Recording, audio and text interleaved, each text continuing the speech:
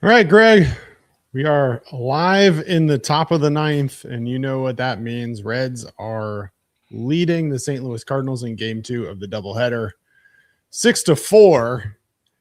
Cardinals have 8, 9, and 1 due up. Jose Fermin going to pinch hit to start for Pedro Pages. How we doing, buddy? Happy Saturday. Welcome in. Yeah, doing good. Hopefully the Reds can close this down. You know, they just flashed Tony Santillan's stats. He has a 2.31 ERA. That's pretty amazing. Like that's like where you Is that it? That's what it just said. Unless there was unless it was some caveat that I missed it. But I was like, let's see. Now I'm looking it up. Now I'm gonna look it up. All right. Well, he pumps in a fastball for a first pitch. No, see, it's 5.21. So it must have been like 2.31 in certain situations. I was like, that cannot be right. Unreal. I was like, that's where the caveat, that's where like if the casual fan comes in, you have no clue what this dude has been through the last however many weeks. Tell you what, I'm going to go back. I'm going to figure out what that little stat was because. Yeah, please tell me.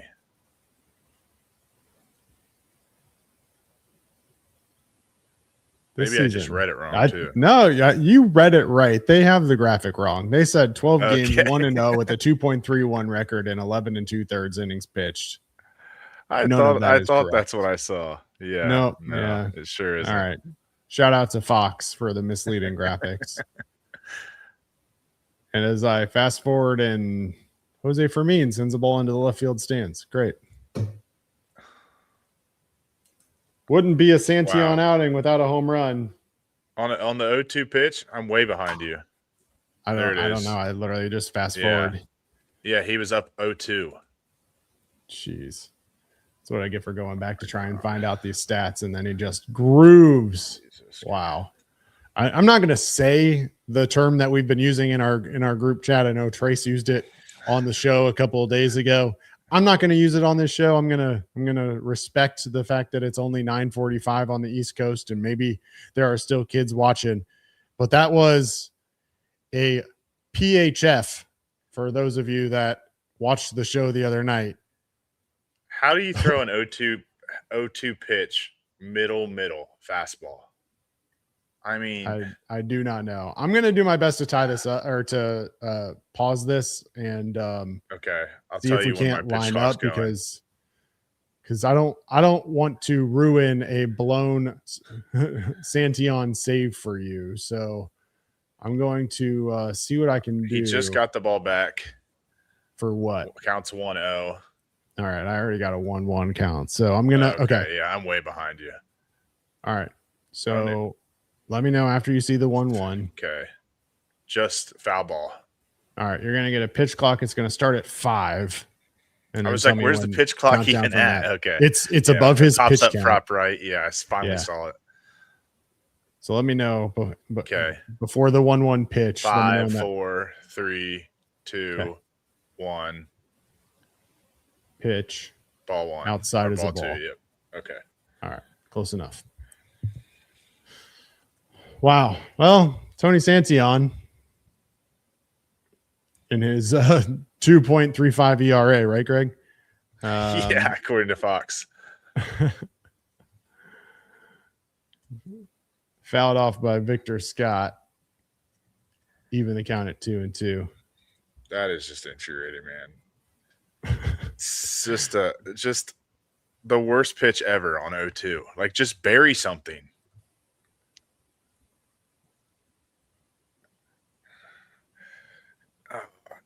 Now he turns 1-2 to 3-2. Yep, now we go full. Gosh. Well, come on. He had gone 2 straight outings without allowing a run after 4 straight outings allowing a home run. Well, we're back on that. The 3-2 fouled away. Victor Scott making him work. I'm tired of Victor Scott already. He doesn't have a hit this game, but he had 3, I think, earlier today. He had 3 singles and a walk. Yeah. And a stolen base, I think. Yeah. That Ty Steve threw into the center field. I don't even want to start talking about Brian Torres. Yeah, this guy. This guy comes up, makes his major league debut. He's getting curtain calls from the Cardinals fans at GABP. Oh man! All right, well, let's see if the old bullpen can salvage this. I have a whole lot of graphics and everything ready to go. Did he go? Did he go? Did he go? Did he go? Oh my God! I mean, you can't start it out worse, Craig. You can't start it out worse. A solo home run and then a walk. Hey, could have been a walk and then a 2-run home run. That's true. That's true. Or 2 home runs. Just what you want to do. The home run wouldn't even make me that mad if it wasn't on an 0-2 pitch. Like we've talked about on this show before. Like, don't walk guys. Throw it over the plate when you have a multiple run lead. But when the count's 0-2, you have multiple pitches. Well, I mean, it's his game at this point. Who do you have down there? Pierce Johnson, someone like that. Pierce Johnson. I don't know if they have lefties coming up. Theoretically, Zach Maxwell is maybe down there. I don't know when they brought him up. They're not going to throw Ferguson if they already knew, right? Antone's down there. Oh yeah, they got Antone, Ferguson, Johnson, Maxwell, Mole. This is all theoretically available. Mole's not available after pitching earlier today, so it's Antone, Ferguson, and Maxwell. My guess is you want to keep Antone for an extra innings outing if you go that route. Maybe he can give you 2. We need him to get the next 3 outs, Craig. We can't see Jordan Walker step up. We can't see Jordan Walker step up to the plate. My God. How about a double play here from JJ Weatherholt? Let's get a double play from Weatherholt. Come on, Tony. That's a strike. All right, there we go. There we go. He wanted to challenge it. He didn't. This Reds bullpen, man. This has taken years. This will take years off your life.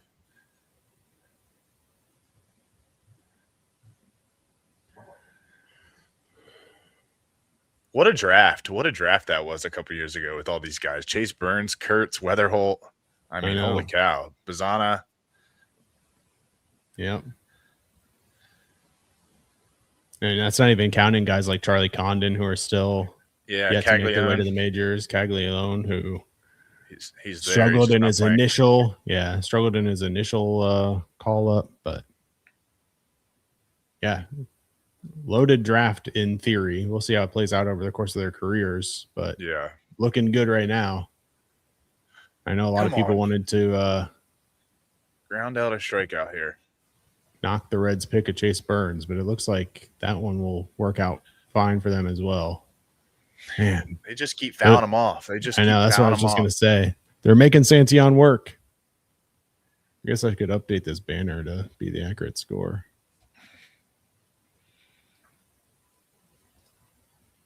The joy of StreamYard. I have to hide the banner in order to update it. I can't just update it. Yeah. All right, there we go. Popped him up. That's gonna be caught, right? Yep. Who's gonna take charge? Blake Dunn in right. All right. Now we get the double play, Craig. Let's end it with the double play. I like it. I'd like the double play right here. I don't want to face Burleson. I'm just being honest. Yeah. I know I don't want to face Jordan Walker either, but I don't really want to face any of these 3. If we're being honest, like this dude's slow. This He's is the just one they turned the double professional play on hitter earlier. after professional hitter with Ivan Herrera and then Alec Burleson. Either one of these guys, you got a chance to turn 2 on, though. Let's see if Santillan All right, can there get we a go. ground ball. There we go, Tone. Good first pitch. Way to get ahead.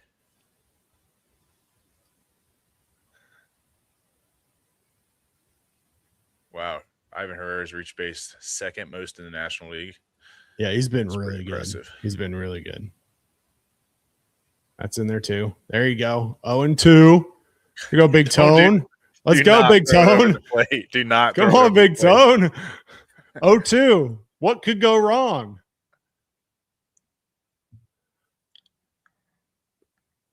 Come on, baby. Get him chasing. Oh my God. Oh my He God. threw it right down the pipe. He threw it right down the middle. What was he looking at? Oh my gosh. It was 95 right down the pipe. We'll take it. We'll take it. Let's go. One more out, Craig. For the strikeout. The backwards Holy K. cow. Oh, man. That was a horrible pitch. That was right down the middle. Oh, man. Herrera's like, no person would ever throw a pitch here. So he was so caught off guard on 0-2 that he's like, I'm not swinging. All right, one more. All right, it'll be Burleson. I can't believe that. We said just don't throw it right down the pipe, and he threw it right down the pipe, and he just watched it. Oh gosh. 2-0. Come on. 1-0. 1-0. Come on, Tony. 2-0. This is not where you want to be against this dude. No.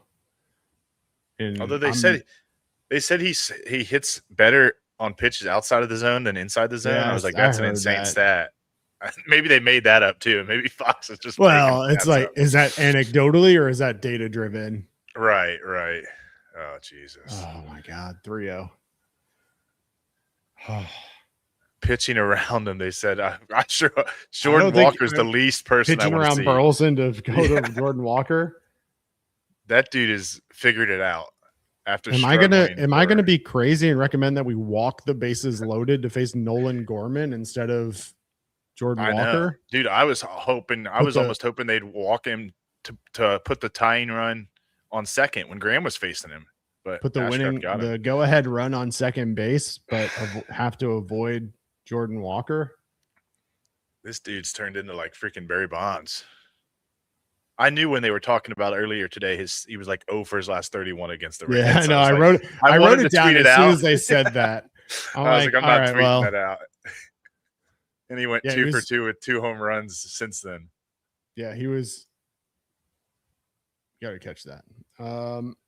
He was 0 for 31 with 19 strikeouts after his first 3 plate appearances in game 1. Since then, he's gone. He's just casually hit 2 home runs against them. And in this game, he's 2 for 3 with a double and a homer and a walk. He's one of those guys that I'm telling you, I might walk him. here. He's one of those guys that like is so scary because like he's good, and then you see him and you're like, this dude is a giant. Yeah. He just like, if you're a pitcher, you're like, you want no part of this. First pitch strike. Come on, Tony. 25th pitch of the inning for Santillan. Ground ball left side through the middle. Come on, Spencer. God. Come on, Spencer. No chance. No. Our outfield hasn't thrown a guy out in 24 years. Only guy who's done it, Marte in minors. Oh my God. Was that even hit hard? Barely 95.6. It wasn't even a bad pitch either. That just seeing eye. And guess what comes around the score, Craig? A freaking walk. It's just so fitting. It's so fitting for this team, man. All right. Brand new ball game.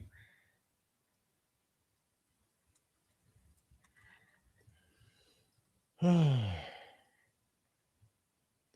you got Nolan Gorman.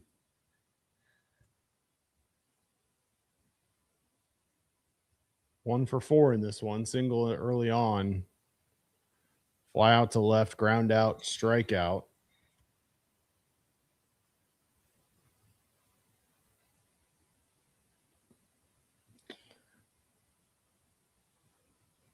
Cardinals have put 2 on the board here in the 9th.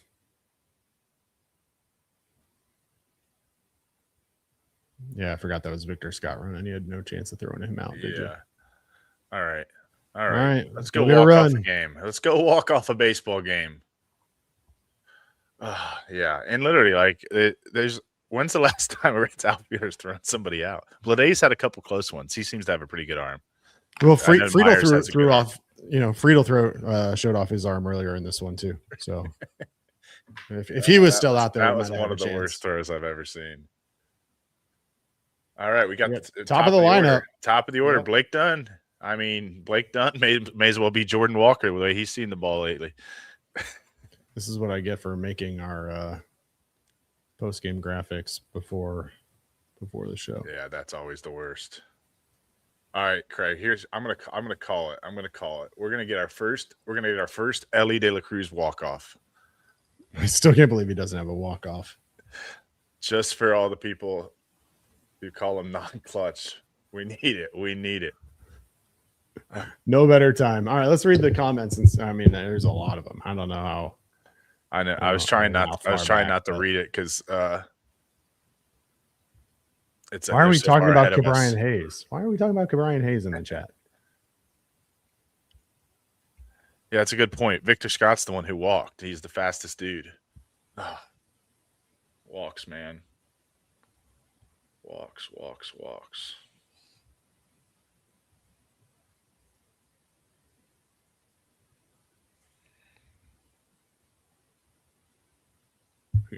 Mike said the Cardinals are 7-1 in extra innings this year. Perfect. 7-2 after tonight, Mike. 7-2 after tonight. Or no, 7-1. They're going to win it in the ninth. The Reds are going to win it in the ninth. We don't need extras.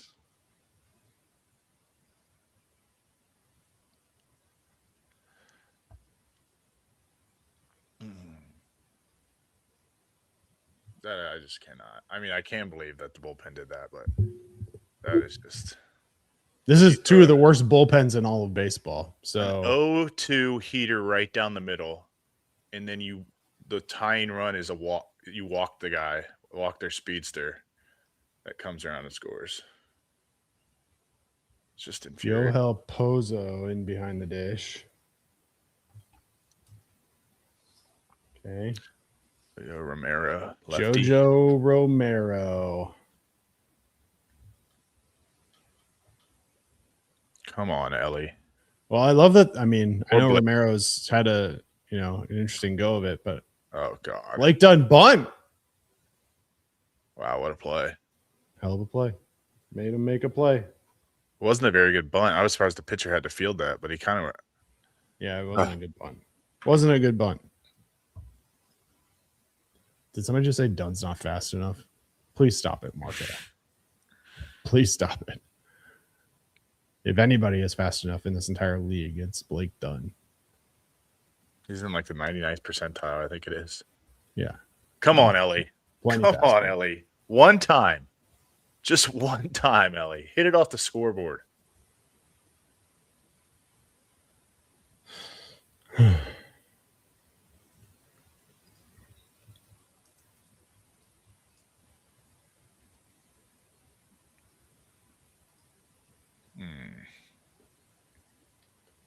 Not looking great for my prediction. Hey, never know. If we can throw PHFs, then certainly they can throw PH. Yeah, hopefully they throw one on an 0-2 count.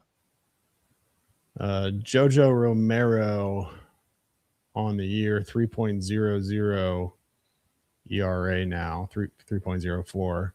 Ellie getting a new bat? Low grip. Needs some grip. Last gave up a run on May 14th. That's the only run he's given up this entire month. He's only allowed 5 hits in 8 2/3 innings. One of the better Cardinals bullpen arms this month. Come on, Ellie. Come on, Ellie.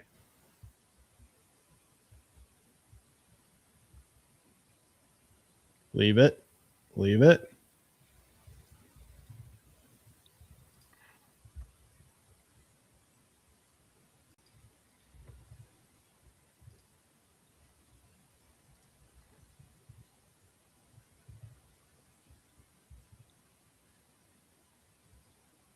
Fighting it off. Fighting it off. That was a good fight off.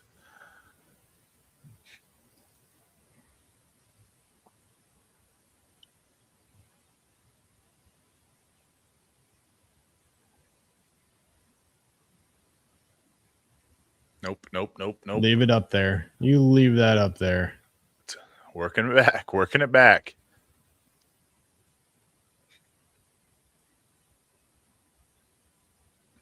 Two. All right. Leave it in the dirt. All right. He's battling.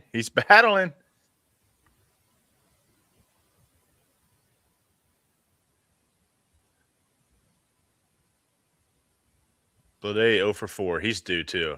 You gonna bat against lefty? Yeah, got to. Well, you gotta at least leave him out there as if he's going to. Get down. There we go. What an at bat, Craig. Comes back from 0-2, spits off a couple pitches. What an at bat by Elly De La Cruz. That is a professional at bat.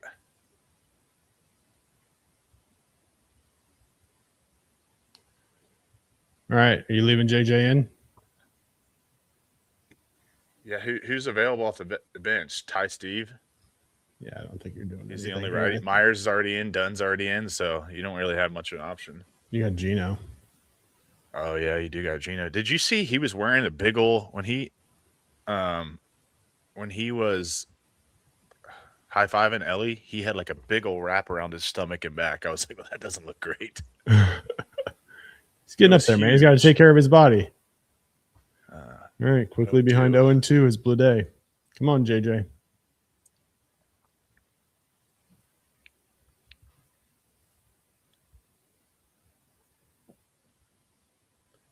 I got to change over to the starred chat, so Greg, I can't look at it. You're a stat guy. I got a question for you. All right, what you got?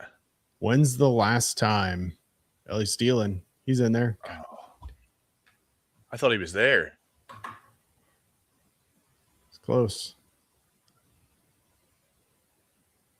Do we have a challenge left? I mean, you got to challenge it. Why are we even like waiting to see? Just challenge. Oh, they're saying challenging it. That's one of those plays at that point where like you have a challenge left. You're challenging it no matter what. He's out. Yeah. But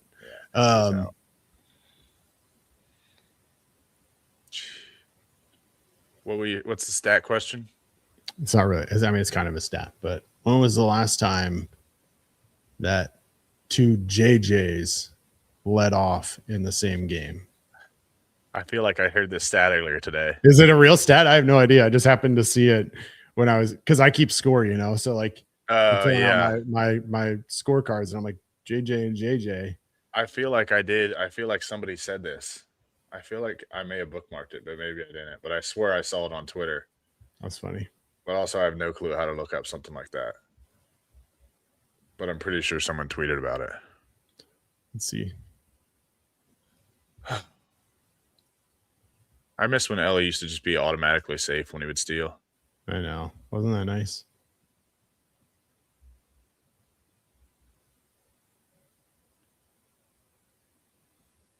I think he's out. There's if anything, it's too close. Oh, and we know how that goes for the Reds. I mean, it's probably going to stand, right? Yeah.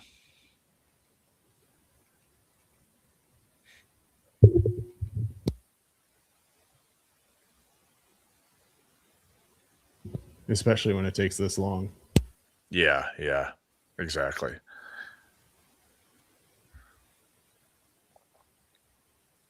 Need to get a longer sliding mitt.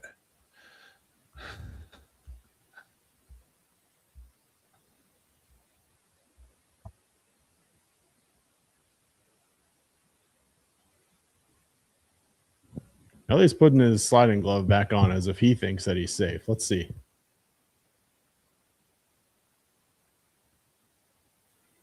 Stands. There's way too many Cardinals fans in the stands for me, Greg. I don't know why do they muted or not, but pan to that. I guess it's a Fox broadcast. Yeah.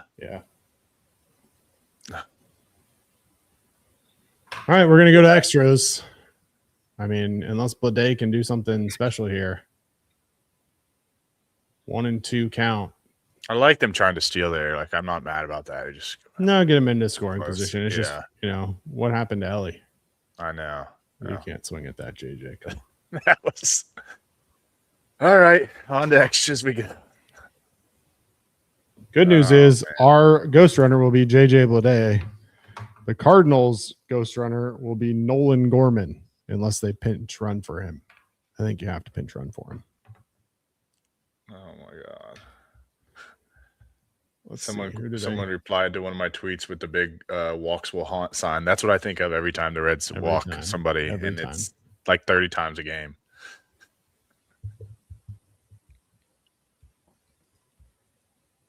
We need some good vibes here. We cannot lose this game. We cannot lose this game. Who's coming in? Let's see if anyone's tweeted it.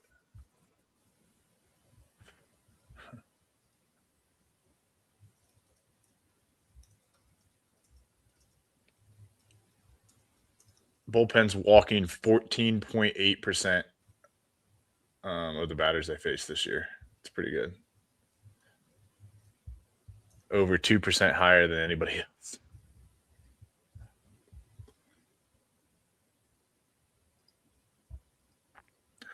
I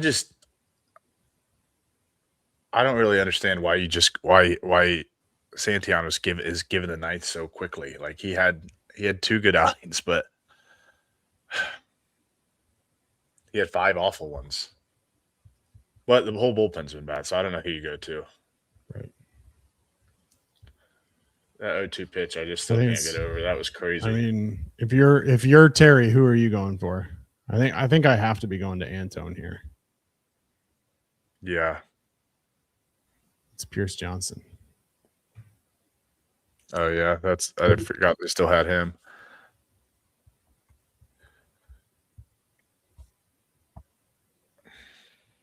Yeah, I don't hate Pierce Johnson. I think and they're not going to pinch run for Gorman. So we get the benefit there. Oh, no, I lied. Thomas Sajasi going to pinch run for Nolan Gorman.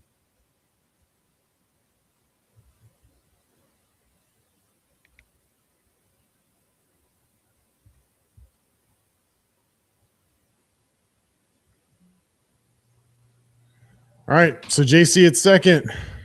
Mason Wynn at the dish.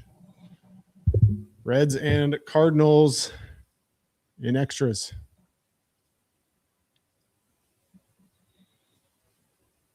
All right, I just saw the 1-1 pitch. Am I ahead of you now? Are we still good? I think like just by half a second. But I can fast forward. Just give me a second.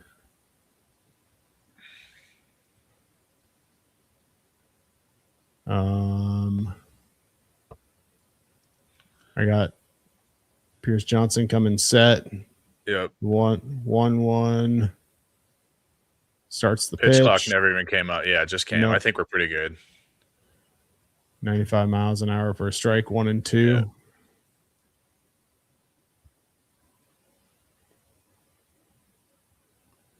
Mason went 0 for 3 on the day. Give him the nasty hook, Pierce. 5, 4, that's what he's known for. 3. Yeah, pitch. We're right. There it is. There it is. Ground ball, left side. Sal across the diamond. That's pretty good base running. Ball in front of you, but knowing that it's kind of a high chopper to still go. Slow roller. That's a good one. Yeah. Take advantage of it. Yeah, because a lot of times you just see it in front of you and you don't go. It's pretty good base running. Oh my God. All right, here's this guy. Do not let Brian Torres beat you. Here's this guy. First of all, shout out Brian Torres. Congratulations. MLB debut, playing in both games, at a home run in game 1. What's he got? 3 hits on the day.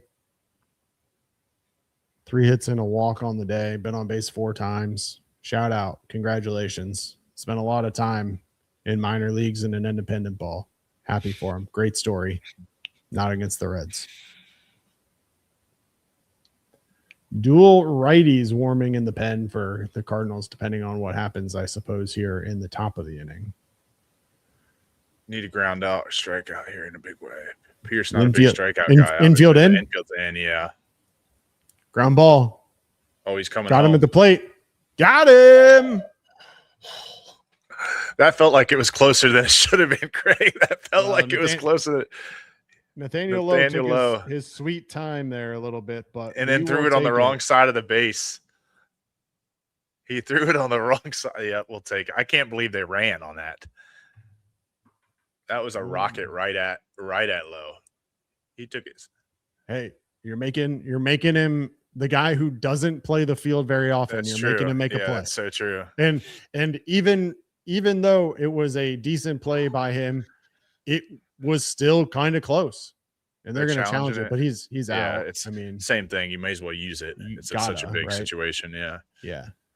But I mean, Nathaniel Lowe doesn't play a lot of defense. I mean, for sure, if you're JC, you're in there pinch running, you're going on that ball. Yeah. But he's out. I mean, that's not close. Yeah,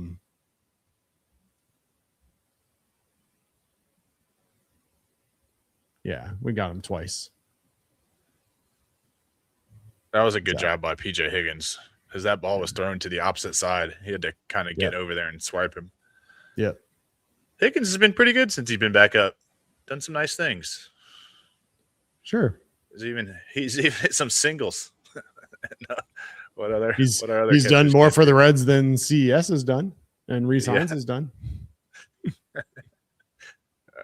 Maybe not more than Reese Hines. Oh, this is a quick challenge, quick review.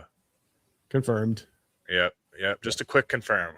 Good play. That's huge, Craig. That's huge.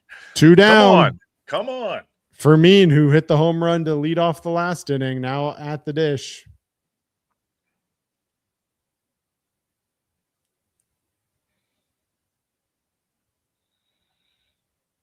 Oh, no, I forgot they took him out. Yohel Pozo has to bat.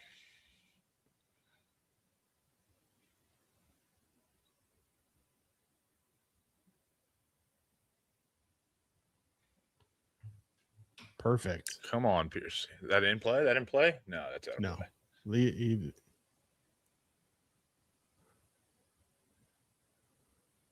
All right. I swear to God, if Yohel Pozo beats us, I'll freak out, Greg.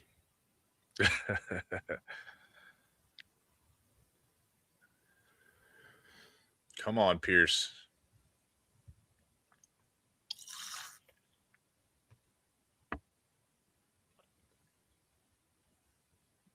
There we go. Nathaniel Lowe. Catch it. That's big, Craig. That's big. We got some vibes. Sal Stewart up. They're surely not bunting Sal Stewart. No.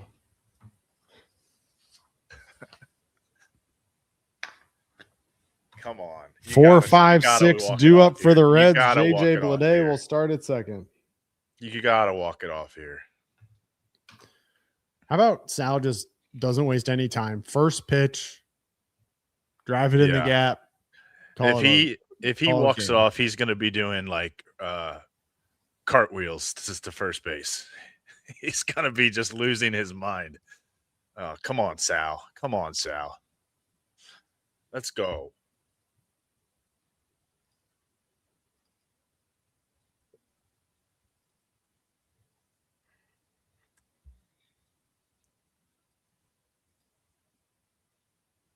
You have to win it here. They just gave you got the golden opportunity.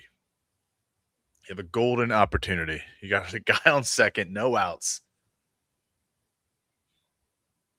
7th blown lead this month by the bullpen. That's insane. The chat wants to know if Ty Stevenson was in the game at that point, if he would have known to tag the runner. Oh, that's funny. That is funny. The chat sometimes you just read it. You read a couple comments here and there, and it just makes you laugh, man. And other times it's like, what is happening over there? But sometimes it's so funny.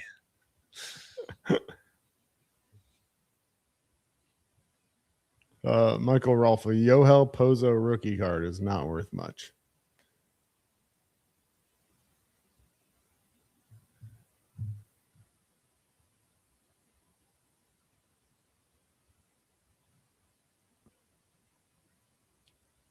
Someone said if Lowe was so close to hitting the tundra, someone said if they say hit it, it's for sure, or said the Reds are for sure making Lowe pay out of pocket. The highest price ever paid for a Yohel Pozo baseball card, $210 back on October 4th, 2022. So there's your answer, Michael Rolfe. They're going to put Sal on. They're not even going to. They're not even going to mess around. Set up the double play. That's fine. I'll take Nathaniel Lowe at the dish. Even though it's lefty on lefty, I'll take that all day.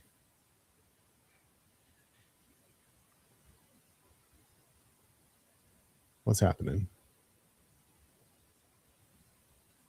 They're making a pitching change? What? Guess so.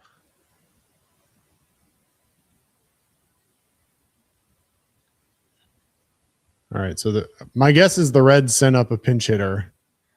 Yeah, and then they made the they put up they sent up Gino Suarez to pinch it for Lowe to get the lefty righty matchup, and now Marmol is going to go to the right-handed reliever. Oh, this would be beautiful, Craig. This would be beautiful. Gino's first day back.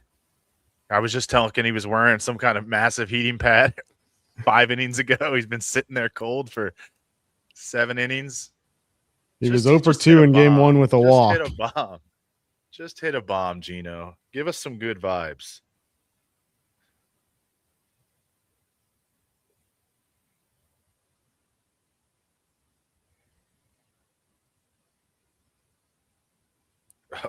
Rolf tweeted that at me. I just now saw it. Said, "Yo, Pozo rookie card value? Ask Craig."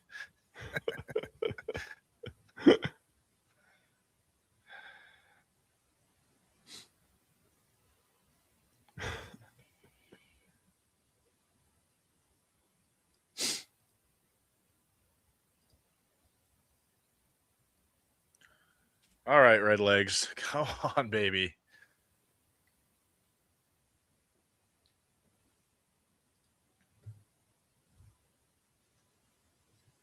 So we got Gino, then McLean, then Steer.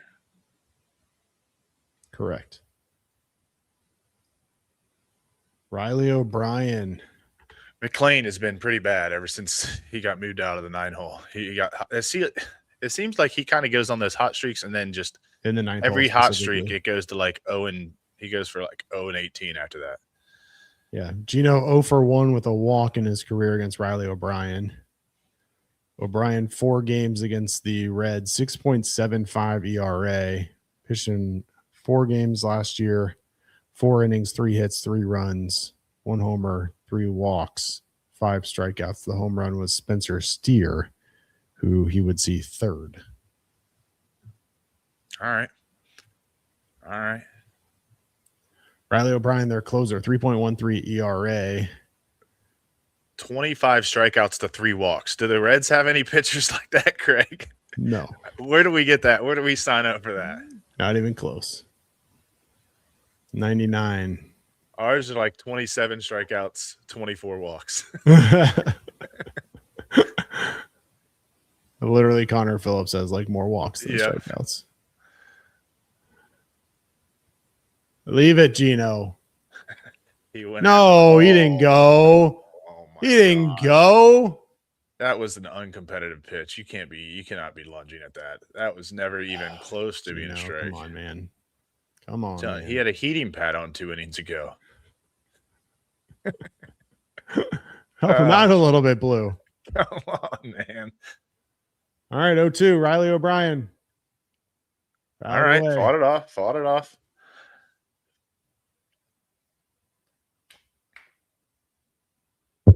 I guess I got to update the banner. It's the bottom of the 10th now. Stupid banner.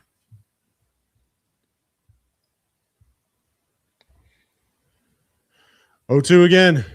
Swung on and missed. It's a terrible at bat. It's just a horrible at bat.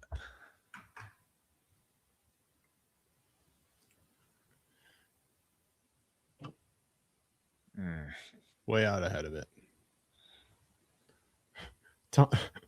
Tom Payne and his strike 3 calls, man, crack me up. Yeah, I saw it the first time he went like up high. I was like, what is he doing? He does it on swings. It's weird.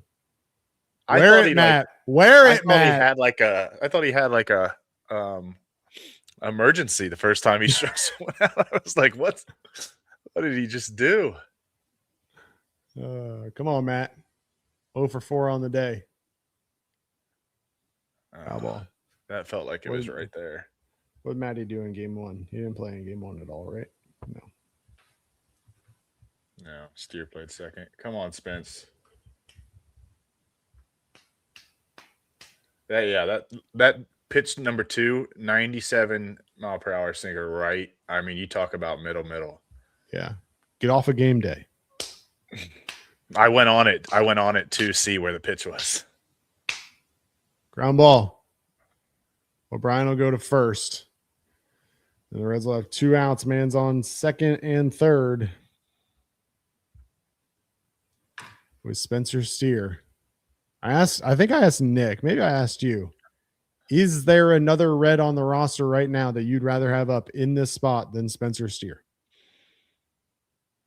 I'd probably say Ellie, but Okay. Steer would be my second choice. Ellie and his I'm just career going walk-offs? Got it. Yeah, I'm just always going to go with Ellie. I'm just kidding. Best hitter. But no, Steer, I mean. No, Steer! Oh, Jesus. Oh, my God. That was he was like, I'm sitting fastball. I'm sitting fastball, and I'm going to swing no matter where it is. Yeah. And it was a sweeper, a slider, whatever the heck it was, 14 inches out of the zone. Dear God. 310 average on the year with runners in scoring position for Spence. Come on, Spence. Doubled in the 6th. Went on to score on the Dane Myers double. Make him throw you something. All right, there you go. Leave it in there. Leave it in the dirt. Yeah, don't stop swinging at that. Come on, Spence. That one Gino swung at, it was almost out of the left-handed batter's box. I knew that. To be fair, Steer did the same thing. Yeah, that's true. Not yet, but whenever this is all said and done, look at game day and tell me which one was more out of the zone. Further out. Okay.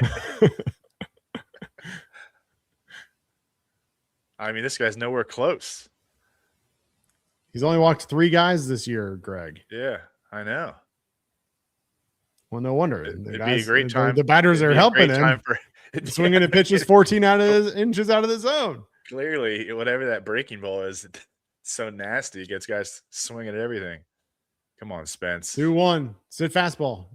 There we go. There we go. Okay. They might be pitching around Spence. They might be. They'd rather face PJ Higgins. Yeah, well, wouldn't we all?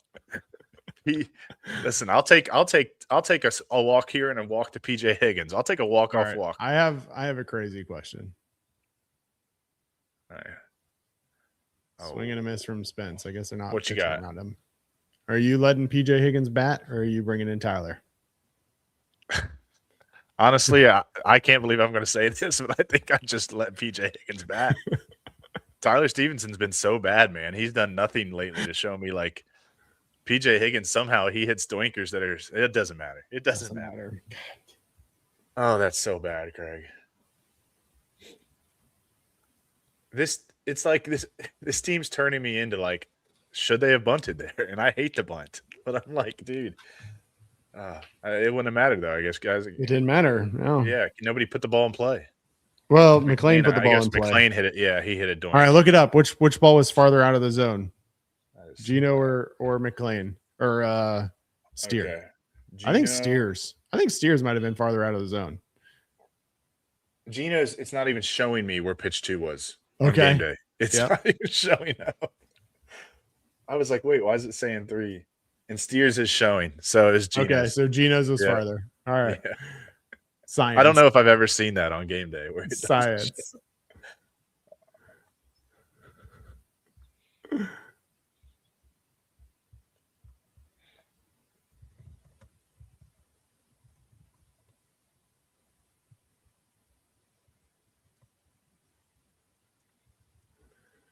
Oh, man. I mean, you just can't – as a home team, when you don't give up a run in the top, you just have to be able to win the game there. You're in such a tough position. I think if you're at a different place in the lineup, you're immediately bunting the guys over. But I think that you have 4, 5, 6 coming to the plate. You just have to have faith that one of these guys can get the ball in play. Yeah. And nobody did. Nobody did. Yeah, that Geno bat was Trace. I have good news for you, in Greg. the chat. He said the Geno bat great, was so bad. I have great news for you. What you got? Yoel Pozo is your Manfred man out at second base, and there's no option to pinch run for him because he's your only catcher left. All right. Well, so Yoel Pozo. They'll probably still send him on our outfield arms. True. We're not scared. We're sending Yoho. Oh man! Pierce back out for the second inning. Pierce back out there. Yep. Yoel Pozo starts the inning at second base. I mean, it just goes back to TJ Antone is your best option, I think, but he can give you 2 too. So you get 2 here out of Pierce, and then you hope that Antone can go and give you a couple more. And then I've got a crazy question for you. Are you going to say Caleb Ferguson? No, I'm going to ask you if since Nick Lodolo was supposed to start tomorrow and he got bumped, do you send him out to the bullpen and have him come in and eat innings at the end of the 0% chance. 0% chance. Hey, he pitched out of the bullpen in the playoffs. Could you imagine if they brought him in and he got like a blister on like his third pitch? Oh my God, dude. The world would end. I don't really understand why he didn't pitch today to begin with. I don't really understand why they did that. I tried to ask Nick that same question. It didn't make sense to me. I don't know. Or why they bumped Brady Singer to tomorrow to have Lodolo pitch against the Mets when at the time they were 1-9 against the division. Now they're 1-10 against the division. Yeah. It's like why wouldn't you want one of your better arms to go? Yeah. Right. I mean, I get it. You set up for a sweep of the Mets hypothetically with Abbott, Burns, and Lodolo, but my God. I think their reasoning is probably like, oh, we love to get as much days off as you can get, but it's like we're 1 game above 500. We don't need to be just no. Stands. The first out being like a strikeout or fly out where he can't advance is always so large in extras. Yeah. Well, as we just saw the bottom half. Man, here we go again, having to face this top of the Cardinals order, though, in extra innings now. Did it in the 9th, and now you're going to have to do it again here in the 11th. The box score recaps toast for this second game, by the way. Well, as long as you got Santion blowing it in the 9th. Yeah. No, I still got it. He went. He went. Yeah, baby. Yup. Come on, Pierce. Come on, baby. All right, Weatherholt. That's a big strikeout. Weatherholt 1 for 5 in this one. He was 1 for 5 in game 1 as well. So 2 for 10 on the day. Come on, Pierce. Keep Pozo at second. The Cardinals 2, 3, 4 really scare me. I know. I'm with you, dude. That's why I want 2 outs here. Yeah. And then that way. I was trying to how can he hit into a double play here? He hit it 110 mile per hour right at somebody. What if he hits it to Ellie or something? They tag Pozo and then throw to first for the force out. Oh, that was nasty. Or just strike him out and then get Herrera to ground out, and you don't have to worry. All right, 0-2 fastball. We know where Santion would throw it here. Don't you dare, Pierce. Keep it out of the zone.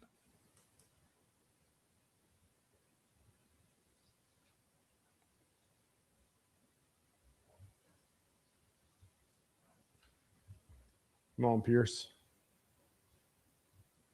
This is the last inning on my score sheets that I use. So. Oh, he go. No.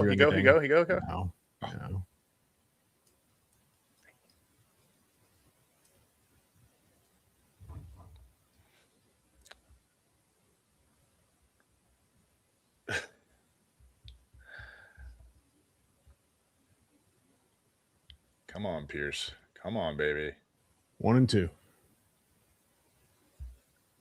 Take any kind of ground ball. That'll do. That's do. Fine. It's fine. 3 Sal's playing first now. Yep, because Lowe came. Yep. Big out. Is Gino at third? I guess he see. must be, right? Yes, pinch hit to third base. Yeah. Now I gotta get out of as fast as I can before it spoils it for me. All right. Get this guy, and go win the game. Don't mess with Burleson. Don't mess with Walker. Yeah, there we go. Get ahead. There we go. Yep. Herrera's good, man. He's good. His stance is odd. Yep, it is. So open, and then he closes Fouled up. it off. 0-2. Let's go, Greg. Close it Pierce off. Right getting now. in front of guys. Getting in front of guys. Right now. Leave Pozo out there. Give him the nasty hook. Give him the nasty hook. Hook in the dirt. Make him chase it. Block it, PJ. Please block it. Yeah. No, out of play. Stay in play. Stay in play. All right, Sal. Easy.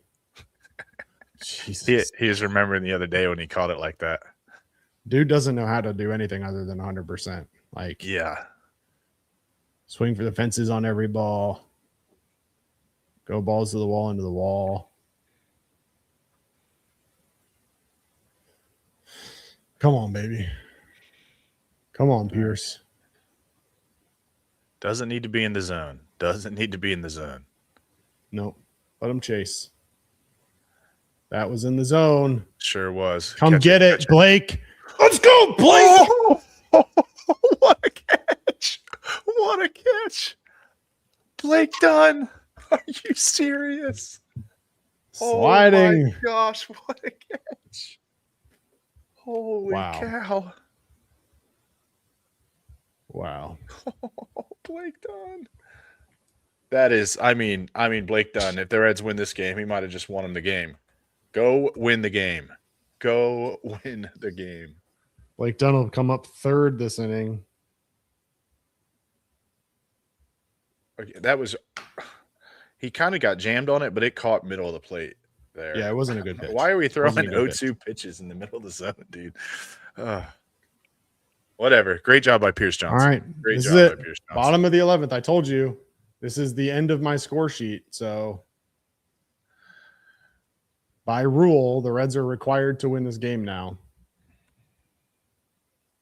Which also benefits me because I don't have to redo every graphic I did. God.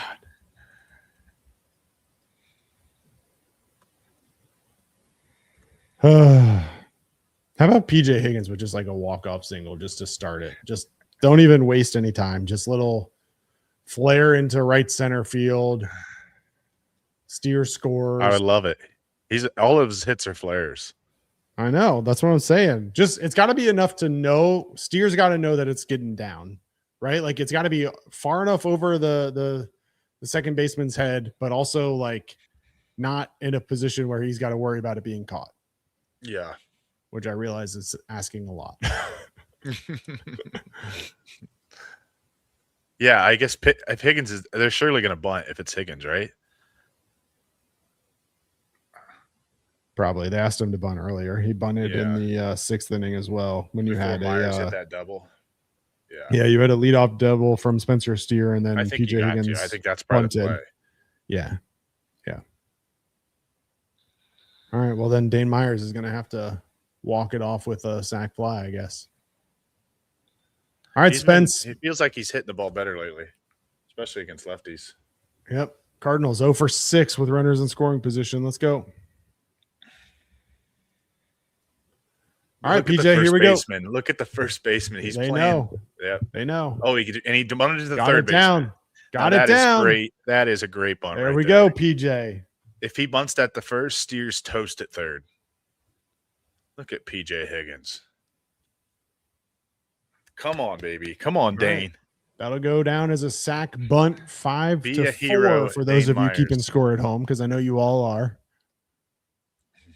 Time for Dane Myers to be a hero. Oh, we're going to go to the bullpen. What do we do? Oh, we're bringing in an outfielder to be an extra infielder, Greg. 5 infielders. Yep. He's got the glove in hand. Yep.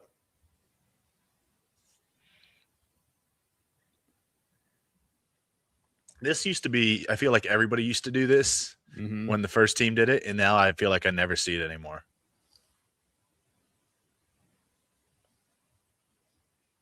Also, I feel like Dane Myers lifts the ball enough that, like, I don't actually know that this is beneficial. Like, I feel like Dane Myers lifts the ball so much that.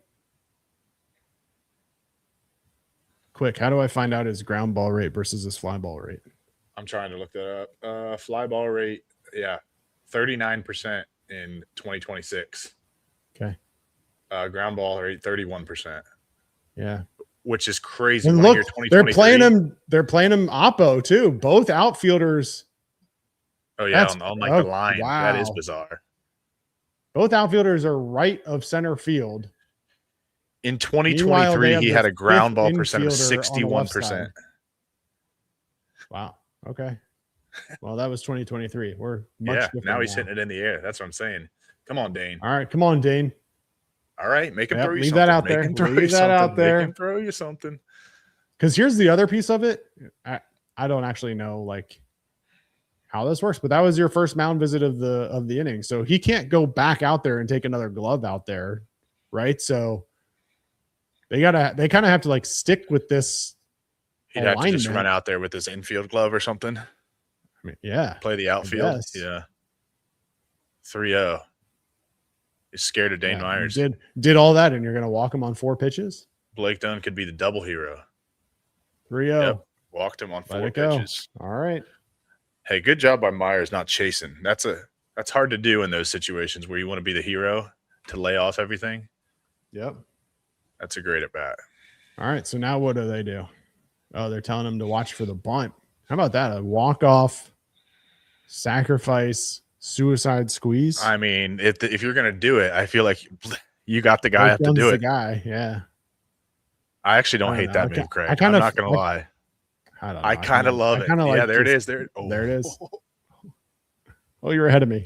Hold on. Let me catch up. Sorry. No, you're fine. Now I'm probably ahead of you. Yeah, I'm ahead of you now. Have you seen the second pitch? I am watching what happens. He just came set for me. Okay. Pitch. Up the middle, up the middle, up the middle. Up the middle. Throws home. Let's go. Blake Dunn. The Blake Dunn game. Are you kidding me? Reds win. O'Brien. Reds win. Reds win. Let's go, Craig. What a win. What are they? Oh, man. What are they doing here? Why is the umpire coming they're out? reviewing it for posterity. Who cares? We're going to the intro video. The game's over. Reds win 6-7. See you all in 4 minutes. And a bench to bench. Change hit in the air to deep right field. Back goes Pallante. And the save. He's done. Get out of here, baseball. It's gone. Oh, my God. Can you believe it? Johnny Bench has tied it up. The Cincinnati Reds win the World Series in 4 straight. It was a sweep. In the dirt, it's a wild pitch. Here comes Foster. The Reds win the pennant. Larkins won the game. That ball is fair. Cincinnati's ahead. 2 games to none. Welcome, Joe Landa to Cincinnati. Adam Dunn has done it again. Benzinger backing and calling. And the 1990 World Championship belongs to the Cincinnati Reds. Marty, yes. This is Adam from Milwaukee. Hey, Adam, how you doing? I'm good. How are you? Good. Do you think Scott Hatteberg's a good player?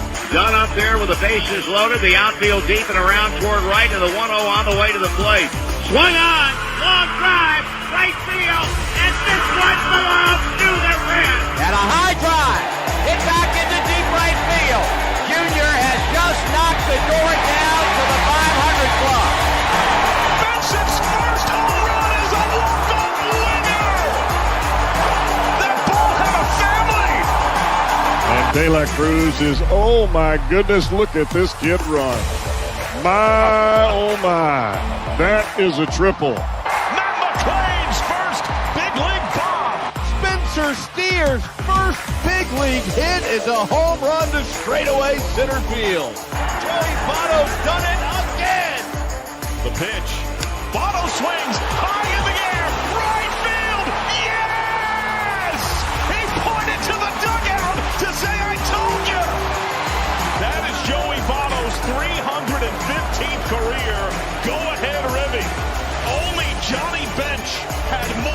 as a Red.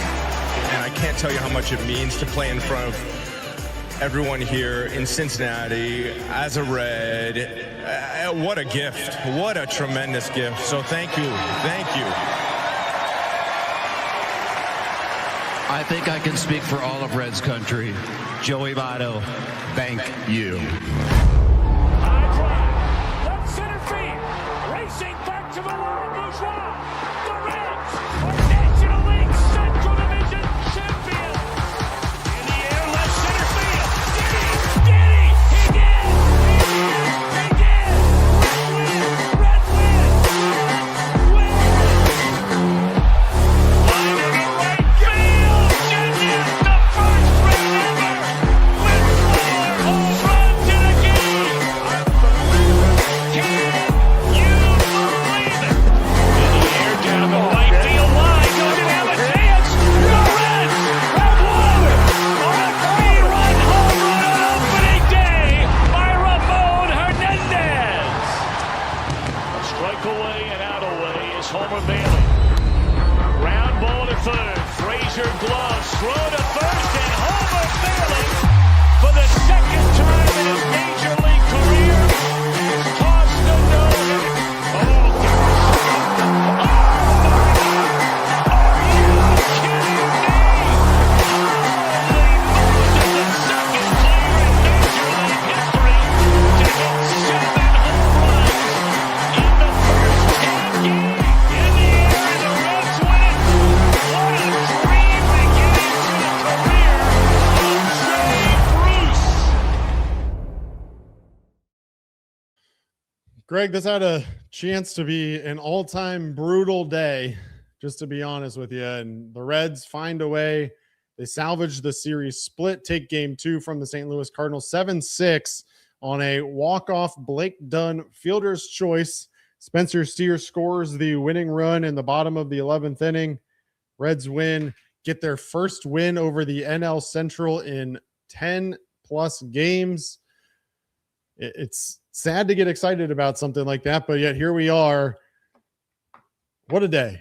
What a day. What a They day, Greg. lose 8-1 in the first one and now 7-6 winners in game 2. You're spot on. They could not have lost. Like, they could not afford to lose that game. And we'll talk. We have a million guys to talk about because that was incredible. They found a way. They blew it. They found a way.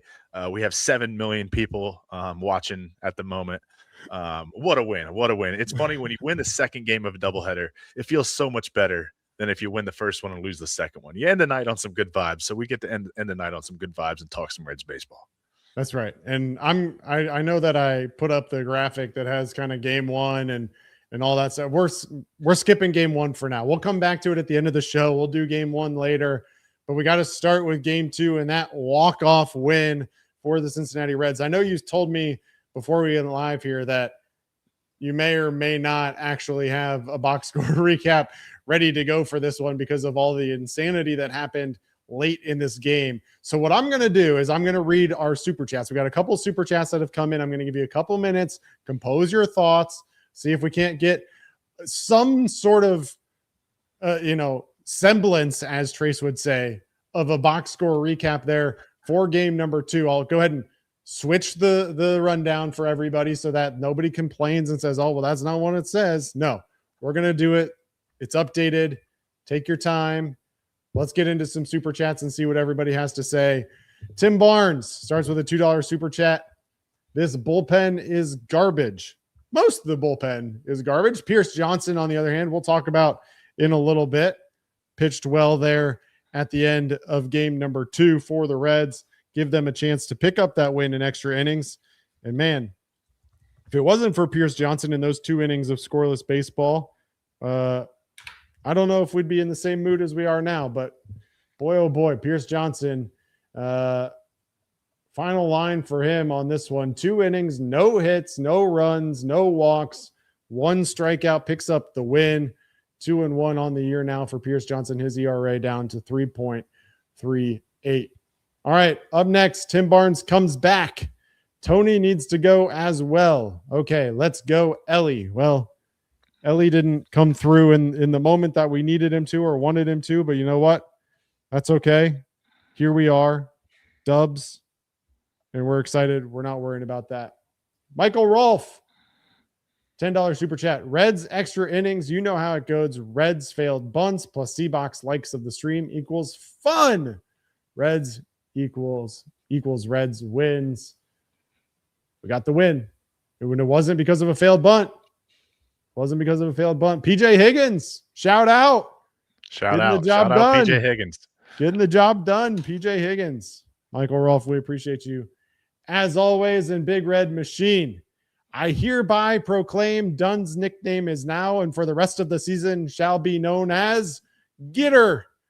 Getter Dunn gets it done. Bottom of the 11th, walk-off, fielder's choice. Will go down in the books as a fielder's choice, which, isn't great for Blake Dunn because it goes down as an offer on the books, but who cares? Gets the RBI and the win, and Reds win 7-6. All right. I gave you a couple minutes. I didn't promise a whole lot of time, but it was something. Did you at least get the last couple innings knocked out, or at least some sort of idea so that we can do this box score recap? Yeah, I'm ready to go. All right, let's do it. All right. Game 2 of 3 against the St. Louis Cardinals at Great American Ballpark. It was Chase Petty versus Kyle Leahy. Fast forward to the second inning, Chase Petty walked the first batter he faced in the inning. Nolan Gorman singled to put runners on the corners. Mason Wynn hit a sacrifice fly to give the Cardinals a 1-0 lead. In the fourth, the Reds had runners on first and second with just one out. Both runners actually advanced on a wild pitch to get to second and third, but Matt McLean and Will Benson struck out to end the threat. In the fifth, PJ Higgins started with a single. TJ Friedel bunted him over. Blake Dunn followed with a single, which Higgins actually had a bad read on and was held at third base. Elly De La Cruz followed with a 3-run home run the opposite way to give the Reds a 3-1 lead. Later in the inning, after a Sal Stewart walk, Nathaniel Lowe hit his second home run of the day to make it a 5-1 Reds lead. Lowe's home run went 435 feet. Chase Petty came back out for the sixth inning, and it did not go well. He hit a batter, gave up a double, and then Jordan Walker hit a 3-run home run to make it a 5-4 Reds lead. Petty would be pulled after 5 innings, gave up 4 runs, 6 hits, 1 walk, and a strikeout. But the Reds answered back in the bottom half. Steer pinch hit for Will Benson and doubled after a sacrifice bunt by P.J. Higgins. Dane Myers hit for T.J. Friedel and doubled.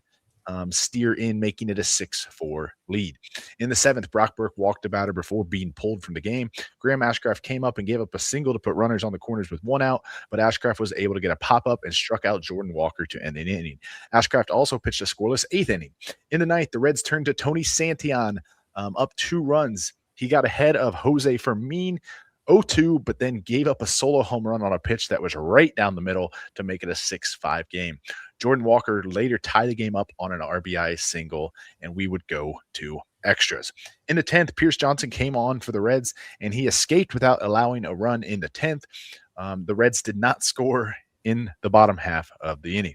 Johnson stayed on the mound in the 11th, and with 2 outs and a runner on third, Blake Dunn came up with a diving catch in right field. And it was just 2 phenomenal innings from Pierce Johnson out of the bullpen.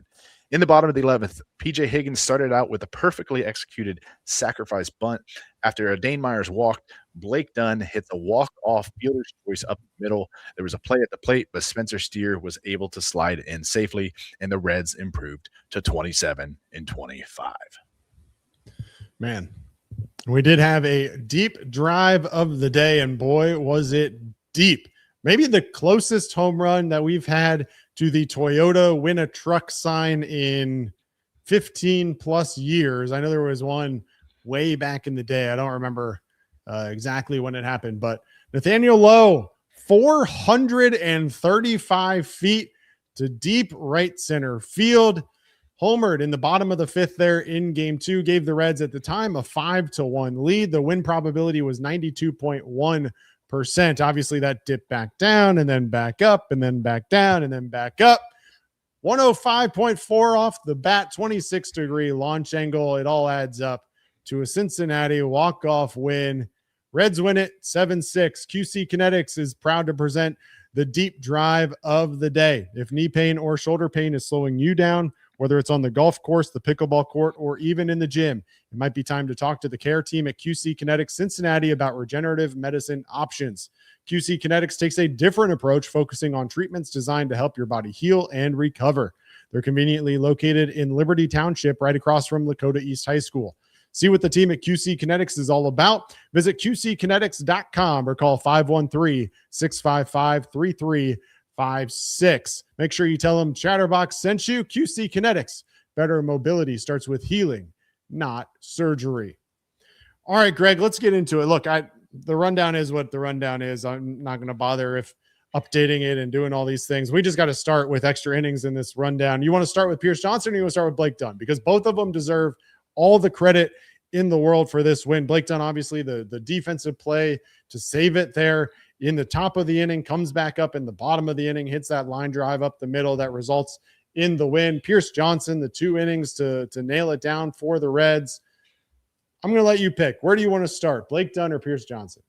Let's start with Blake Dunn. He walked it off, so we'll stay there. But man, this guy, he was called up, and he's just been more than what you hoped for, what anyone could have hoped for. I think, like, he was basically called up as a guy who you can maybe throw him in there against left-handed pitching. Sometimes you can put him in there to pinch run because he's super fast. He's going to play a great defense, and all of a sudden, 2 games in a row, he's starting against right-handers, and he's making a difference. He had 2 hits earlier in the game. He made it, obviously, like you said, he made a just incredible play in right field.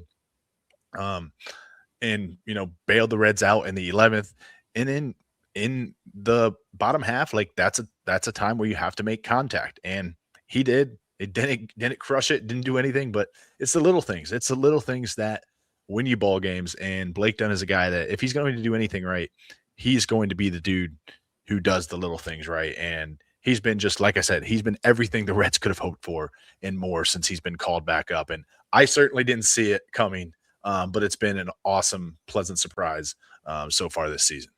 Yeah, look, it's early in the Blake Dunn, I don't want to call it experiment, right? But like the Blake Dunn experience. It's called up. He makes his 2026 debut back on May 4th.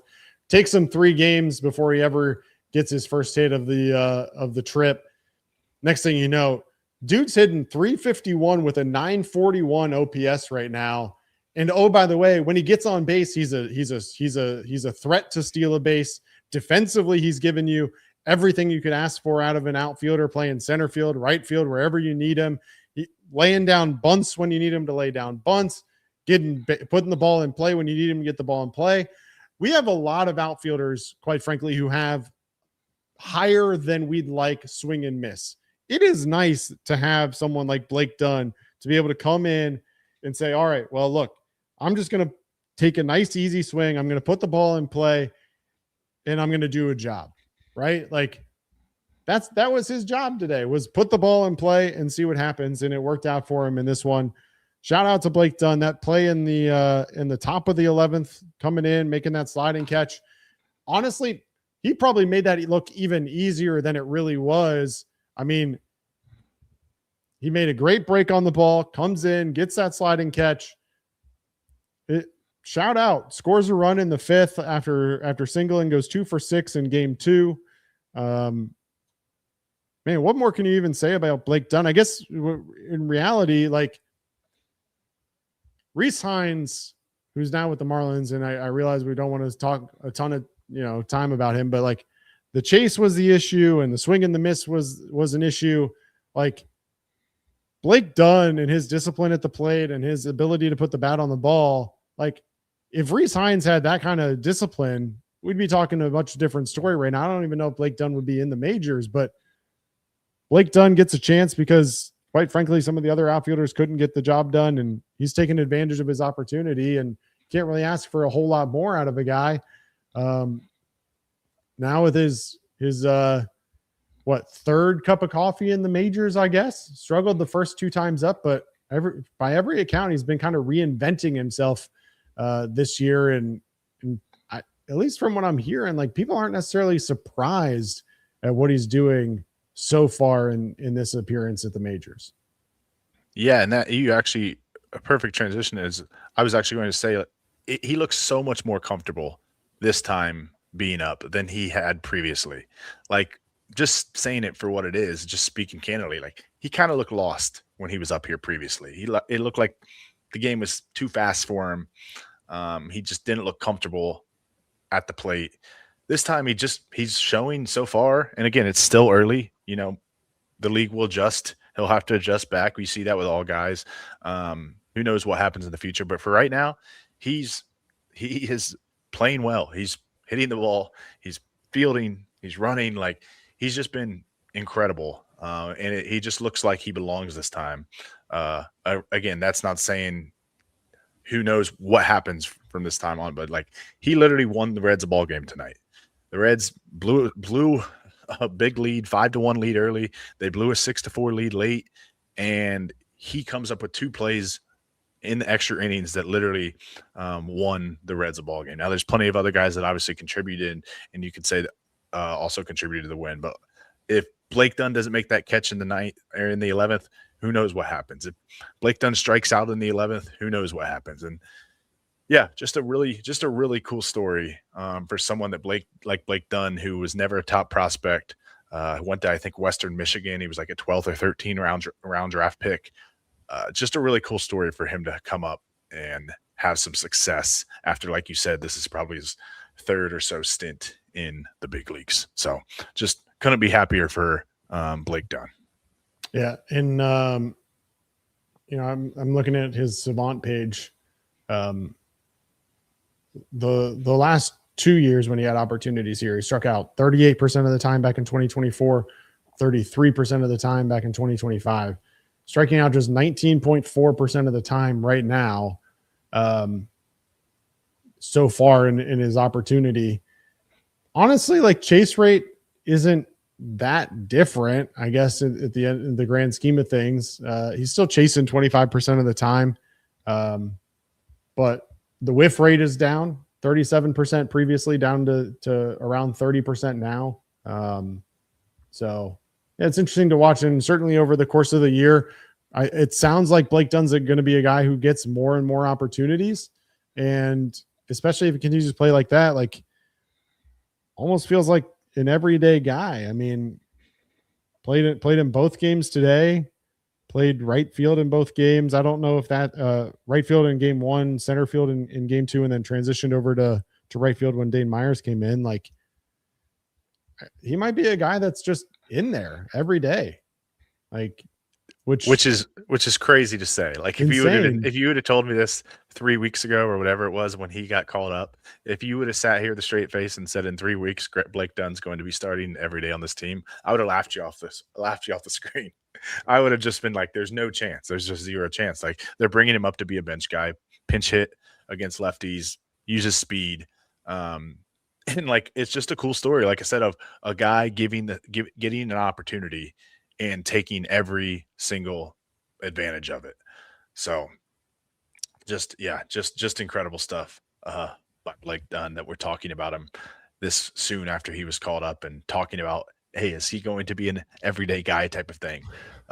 Just the fact that that's even a question is just crazy to me, because I don't think any Reds fan probably saw that coming. Yeah, and it's, again, as Nick always likes to talk about, small sample sizes, right? But like, yeah, 100%. He's doing it against lefties and against righties.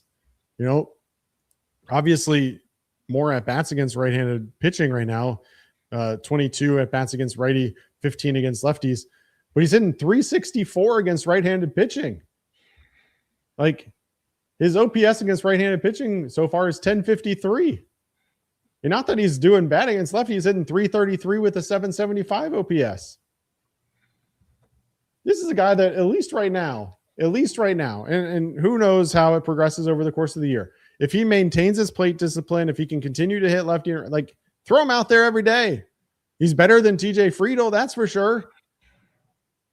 Yeah, look, and even sorry, go ahead, Craig. I was just gonna say, obviously we all have seen what JJ Bleday has done. We've seen what Dane Myers has done against left-handed pitching. We obviously know the power potential from Will Benson, but it feels like Blake Dunn gives you a little bit of like, what TJ Friedel gave you a couple years ago during his like prime in terms of getting on base and the speed and the defense versus like what TJ Friedel is now, which is like completely different. I don't know how somebody drops off so fast, but it almost feels a little bit like you're just replacing him with a younger TJ Friedel. Yeah, 100%. I actually mentioned that to Trace the other day. I'm like, those are two guys. Like Friedel was the same way as Dunn, and like the fact that he was never a top prospect, he kind of had to earn his playing time, and then he kind of took it and ran with it. But even to me, like Craig, even if it's 3 months down the road and Blake Dunn's not your starting outfielder every day, or he's come back down to earth and he's struggling or whatever, the Reds currently right now are taking advantage of Blake Dunn playing well, and he's helping the team out right now. So like I'm a big believer in you play guys when they're hot, because baseball is a streaky game. So if someone's feeling good at the plate, if someone's confident up there, take advantage of it and let them go out there and play. And to Tito's credit, I can be tough on Tito at sometimes. To Tito's credit, he's given Blake Dunn this opportunity, and Blake Dunn has just done everything in his power to make Tito stick him in that lineup every day. So just completely awesome stuff from Blake Dunn so far. You can't ask more of a player than to force your hand. Yeah. Like you may not have came into this expecting Blake Dunn to be an everyday guy. You may not have expected him to get a lot of at-bats. And like you said, maybe he was just an off the bench, a speed guy, a defensive replacement, but he's played his way into a more permanent role, like at least for now, until he shows you otherwise. Like, will he cool off? Yeah, probably will. But for now, why wouldn't you play him every day? Why wouldn't you? So shout out to Blake Dunn. Glad we have a reliable defender out there, some speed out there, guy who can get the bunts down and put the ball in play. And again, worked out well here in the 11th inning. Blake Dunn gets the walk-off fielder's choice with a line drive up the middle, scoring Spencer Steer to give the Reds a 7-6 win. Reds wouldn't have been in that position if it wasn't for the bullpen, both in a good way and a bad way, Greg. Look, I don't know where to start with this one. I really don't. Like, I want to keep the good vibes going. I really do. But like, how do you not talk about Tony Santillan in the first 20 to 30 minutes of this show, given what happened? What do you want to do? You want to talk about Santillan, or you want to go positive? Yeah, let's just talk about it. Let's just talk about it. All right. No, I think it's important. He's an important part of the team. So to me, I think the biggest part that frustrates me, and you and I have been on shows before where you have a 3 or 4 run lead or 2 run lead, and you start walking guys, and that drives me absolutely crazy. So Santillan today, he didn't walk guys immediately. He gave up a solo home run, but the thing that was so frustrating about that was he was ahead 0-2, and he threw a 94-mile-per-hour fastball middle. Like you cannot do that and expect to get away with that in Major League baseball. And like, yeah, you'll get away with it every once in a while. Like guys do miss, but also you're 0-2 like that. That's when you bury a slider in the dirt or throw a fastball at his up high. Like do anything but that. And then what does he do after? What does he do after the home run? Then he walks a guy, and guess who comes around to tie the game? The walk. It's just like it's just infuriating. It feels like this bullpen continues to find ways to blow games, and to honestly, everybody else did pretty well. Brockberg, he did walk 2 guys, but he gave you an inning and a third scoreless. Graham Ashcraft looked good. Pierce Johnson was incredible in extra innings. So it was really only Santillan tonight, but it just seems we're constantly talking about how it's always a walk that comes back to bite these teams. Like if you give up the solo home run and you don't walk the first guy you face after that, you may have gotten out of that. Who knows what happens after Jordan Walker, but that single would not have scored someone. And it's always walks. And then, like I said, the 0-2 pitch that was, and he got away with one. We were laughing. But Burleson struck out on a 0-2 pitch that was also right down the middle. He just looked at it because he was clearly guessing like breaking ball in the dirt or something. So It's frustrating. He's given up runs in 6 of his last 8 appearances. I think he'd given up 5 runs in 5 straight appearances. Then he didn't give up a run in 2 straight, and then now he gave up another run. So he's gonna have to figure it out. The Reds are going to need Santillan, but we'll see.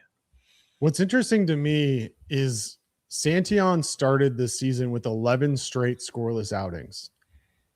And we all sat there and we said, look, we see that, but the underlying metrics are not actually saying that Santillan's been that good, right? The velocity was down. The location wasn't very good. He was almost getting like more lucky than he was actually pitching well. And Nick hammered it home. He's like, look, the Savant page on Tony Santillan is not actually looking that great right now. I love that he's got 11 straight scoreless outings, but man, it just feels like he's going to have the quote unquote negative regression that's going to be coming his way. And man, over the last month or so, that regression has hit hard. It started back on April 24th against the Tigers, where he gave up 3 runs on 3 hits, including 2 home runs on April 24th. In the month of May, he's given up at least 1 run in 6 of his 8 outings, and a home run in each of those 6 outings, or I'm sorry, in 5 of those 6 outings. He's walked only 4, including 2 tonight and 2 against Pittsburgh on May 3rd, which is, I guess, good. But like in the grand scheme of things, you cannot have a back of the bullpen reliever who's giving up runs every time you put him into the game. And in a season where Emilio Pagan is on the sidelines with what felt like a ruptured hamstring, he's going to be on the IL for a while. Like, the Reds were hoping to rely on Tony Santillan to be that high leverage guy. And Tito continues to put him out there in high leverage situations. I don't know how much longer Tito's going to give him that leash. I mean, we just saw, and we're going to talk about it later, so maybe I don't want to get into it yet, but we just saw him send, Phillips down to Louisville in between games today because he continues to walk people. Well, I know you said it in extra innings, like I'd rather just give up the home run than to walk somebody, but like, I don't want either, especially from guys who are supposed to be back into the bullpen. Yeah. And I think the issue, honestly, Craig, is like there's not enough guys down there that you can trust right now to get you through 4 or 5 innings. Like, it honestly feels like I still trust Graham Ashcraft a lot. I really do. I think he had a couple not great outings in a row, but overall in the season he's been pretty good. I trust him. I kind of trust Pierce Johnson. He doesn't have nasty stuff, but he's shown enough. He doesn't walk a ton of guys, which I think is why I like him. But like, there's just not enough. Like, even Brock Burke's been very hit or miss. TJ Antone, it's like, are you going to rely on him? He was just called up. I know the Reds have had to. It's just there's so many guys. Like last year, a big reason why they were so successful is it was because you knew in the 8th and 9th inning you were going to Tony Santillan and you were going to Emilio Pagan, and more times than not they were going to get you the win. This year, it feels like you're just throwing guys out there, and you're like, who knows who it's going to be. Like you said, Connor Phillips was sent down to AAA today. Earlier in the year, it looked like Connor Phillips was going to be a high leverage guy because he was so nasty. And it was like, yeah, he's walking guys, but he figures his way out. And then it's gotten so bad where it's like you cannot throw guys out there like that. And it just feels like if guys are just going to need to step up. Guys are just going to simply have to step up and pitch like better than they're pitching right now, because you can't have a bullpen this inconsistent and this many blown leads. It just can't keep happening all season. So I think that's what it comes down to, is guys are going to have to start pitching better. And like I said, to their credit, they did pitch overall. They pitched pretty well tonight. It was just Santillan in the 9th, just 2 excuses that kind of like are just should not happen as a high leverage guy. Yeah, Santillan kind of ruined the lead for the bullpen on Saturday night. I mean, the other 3 relievers combined for 5 innings of shutout baseball, allowed just 1 hit. Brock Burke goes 1 1/3, no hits. Graham Ashcraft 1 2/3, just 1 hit, struck out 3. And then Pierce Johnson gets the win, 2 innings of no hit, no walk baseball, struck out 1. And both of those were extra inning appearances where he started with guys on second base and they didn't allow the run to score in either inning. I mean, I can't remember the last time the Reds held the runner from scoring in extra innings even once, let alone twice. Pierce Johnson's a guy that almost feels like maybe he's going to start to get some looks later in games too. I don't know. It's like, I said it in the chat just a minute ago. Like, for me, like, just ride the hot hand as long as you can. That's the thing. Like, you have to be willing to acknowledge when people are hot, and you have to be willing to acknowledge when people are not. And I think right now my problem with Terry Francona is that he's not willing to acknowledge the people that are hot, and he's not willing to acknowledge the people that are not. He's finally playing TJ Friedel less, which is great. But, like, let's make sure we're riding these hot hands when we have it. Blake Dunn, Pierce Johnson, some of these other guys, like, there are people on this team who are playing well right now. Keep riding them as much as you can. Keep riding them. Yeah, and for the bullpen, if they find anyone hot down there, just like you said, I'm all for giving them chances. And today was tough. Obviously, you had a doubleheader, which makes certain guys unavailable, but they just need a couple guys to step up so that they can truly have guys that they can count on. Like, it's just not a good feeling when you're watching the team, your favorite team, and you're sitting there like, who's going to pitch the 8th in a 2-run game? Like, that's not a good feeling to have. And that's what it feels like. We really don't know. And the people, we might have an idea. Like, we had a good idea Santiago was going to pitch the 9th today, but did we feel good about it? No. And I think most Reds fans didn't. So that's where it's like, and you're not going to have 10 guys come up from Louisville that are going to be all of a sudden so much better. You're not going to get all these guys off waivers, and like, guys are just going to have to step up. There's no magic solution coming. And they were good in April. So, like, there's no reason to think they can't get somewhat back to that. Now, were they the best bullpen in the league like they were in April? No, we all know that. But they're not as bad as they've been in May. They're not as bad as they've been in May. So if they can just get somewhere back to normal and get some good outings, and pile them together, I think it can get a little better. Like, it's not all doom and gloom, but it is frustrating there's nothing worse. The worst kind of loss to me is like walk-off losses, or when you have a lead late and it just the bullpen blows it. Like, it just feels like those losses carry over and over and over. Like, that Cubs series was just so brutal because they had 3 leads late and just lost all 3 games. And all of a sudden you're like, we're on a losing streak and we were winning in the 8th inning in all 3 games. Like, it's just brutal when that happens. Yeah. Let's round out the conversation of game 2. Well, let's round out the pitching conversation of game 2 with Chase Petty. Called up to make the start. I was a little surprised, just to be blunt. I maybe they just wanted to give some guys an extra day of rest since they had the opportunity. They're going into New York with a 4 p.m. game on Monday. Tito kind of talked about that pregame.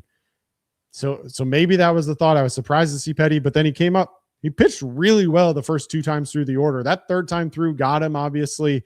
Gives up the hit by pitch to Herrera, and then Burleson doubles before Jordan Walker hits that massive home run in the 6th inning before his day was over. But he pitched really well and really efficiently through that first 5 innings. Only 53 pitches after 5 for Chase Petty today. And for a guy who walks was the biggest concern with him, felt like a pretty good sign, even though he wasn't getting a lot of swing and miss.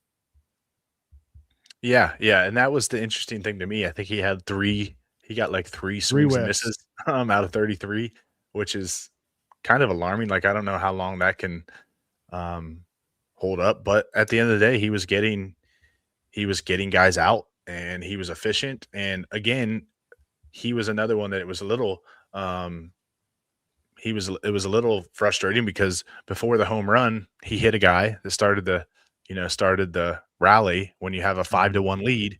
And again, he hits a home run and it's 5-4 instead of 5-3. Also, looking at Savant, he did give up 10 hard hit balls. 10 hard hit balls in 5 innings. Like, that's where I'm a little, it's awesome that he had success, but for a guy that goes down to the minors and has been struggling and doesn't get people to swing and miss. And then, like, again, I'm not trying to be a downer on his performance day, but he gave up 10 hard hit balls in 5 innings. So some of that is fortunate for on the Reds' part. So he got saved by 2 really solid defensive plays. Matt McLean in the 2nd inning with that jumping snare of that line drive that looked like it was going to get over him. And then that incredible double play that Ellie was going to his right in the hole, turns, makes that sidearm throw. Matt McLean with a great scoop, and then another great throw to get Herrera in that double play. Those 2 plays really saved Petty, if we're being honest, because if that line drive gets over, they're scoring at least another run there because they had a runner on 1st and 2nd. And then obviously that double play, you never know. Weatherholt had started the inning with a single. If that ball gets through or they're not able to turn 2, who knows what happens in that inning instead. But 2 really nice plays kind of saved him there. And he only got 1 strikeout. It was a looking strikeout of JJ Weatherholt in the 5th inning. But I mean, yeah, it was a very interesting outing, right? Like, I think if you just look at it on paper and you're like, all right, well, he went 6 innings that 3rd time through. Well, maybe he's one of those guys that you can stack with somebody else and you throw him out there for 2 or 3 innings as like an opener or as somebody who can, stack a long relief appearance. But his long-term place on this roster is as a starter. And so you almost don't want to like play too much with it. You almost like just send him back to Louisville, let him continue to get his innings in and go from there. What do you think is the plan for Petty, knowing how the rest of the rotation has shaken out so far this year? Yeah, I think he'll be right back down. Because it's not like they're not going to just run unless they do like a phantom IL thing with Brady Singer, which I don't think they're going to do. It's not like he's starting tomorrow. So yeah, it's not like he's been beating down the doors at Louisville. He was his 2 starts he made in Louisville between the 2 starts he made in the bigs were pretty bad. So I think he's still a young kid. Like we forget we've seen him for a while. He's been in the Red system for a while. He's just an interesting pitcher. Like we saw him hit 90, 99 a couple times tonight. And you'd think for a guy that throws 99, he'd have pretty nasty stuff and like pretty good swing and miss stuff, but he just doesn't. So I don't know enough. I haven't like looked enough about like the reason why he doesn't get like lots of swing and miss on that pitch. But I know there's been plenty of people who have talked about it where it's just it's bizarre because usually you see a guy that throws that hard and they have good secondaries to go with that. His changeup is kind of his best pitch is what it seems like.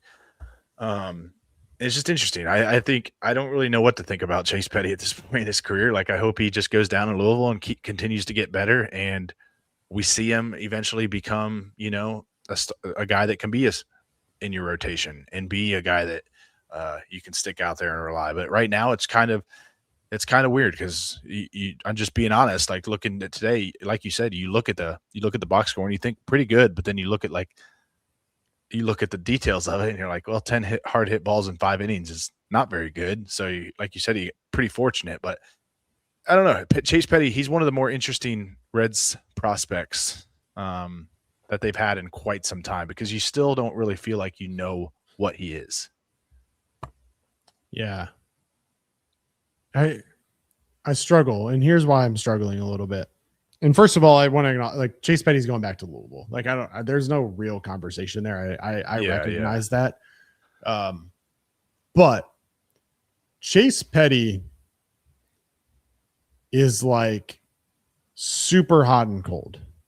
You get the blow-ups from him, but then you also get these like dazzling performances from him. And I almost wonder if it's not more beneficial to have somebody in your rotation that you're either going to get a dazzler from or get a blow up from than someone like Brady Singer, who literally has done nothing but blow up every outing.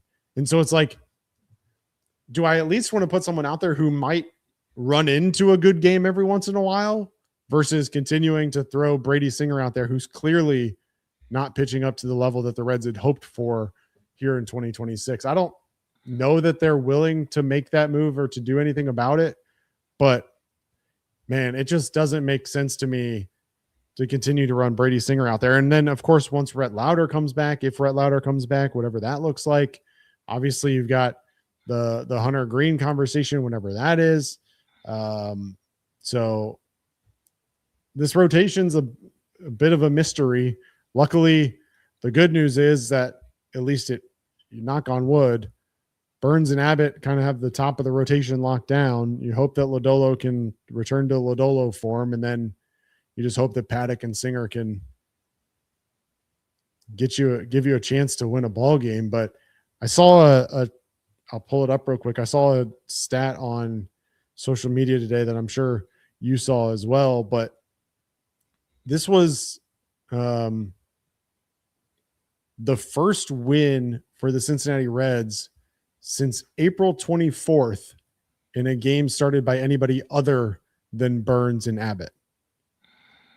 They had gone a full month without a win by a pitcher other than those two. Yeah, I think it was 0-14 since then, I believe. Yeah.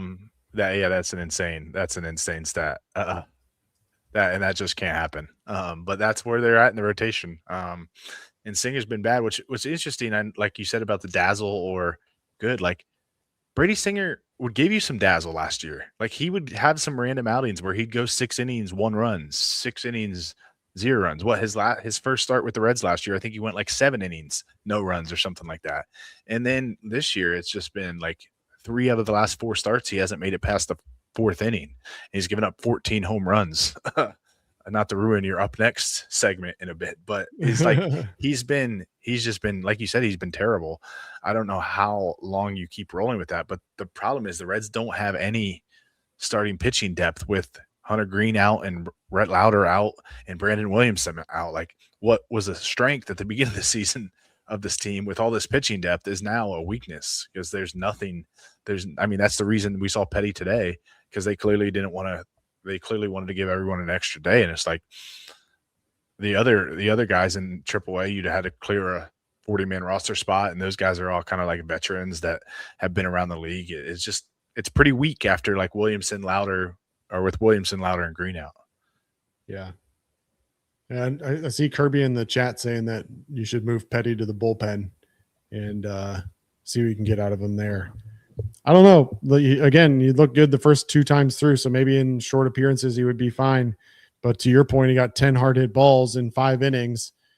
The stat line the first 5 innings might have looked good, but if they were hitting the ball that hard, I don't know. But again, 2 of those hard hit balls probably came in the 6th with the double and the home run. So 8 in the first 5. But yeah, it'll be an interesting conversation for sure. And who knows? I put on here MILB deals. I want to talk real quick about the offense, but I want to start the conversation with just the production that the Reds are getting out of these MILB deals. Nathaniel Lowe, JJ Bleday, and I know people probably don't pay super close attention to the minors, but guys like Michael Toglia down there, Michael Chavis down there, playing really well, and just depth options should the Reds need them. I know we give Nick Krall a lot of well-deserved flack for some of the bad contracts that he's signed, but feels like there's a couple pretty good ones on this team too that have worked out for the Reds so far early in 26. Yeah, Nathaniel Lowe has been the perfect example of that.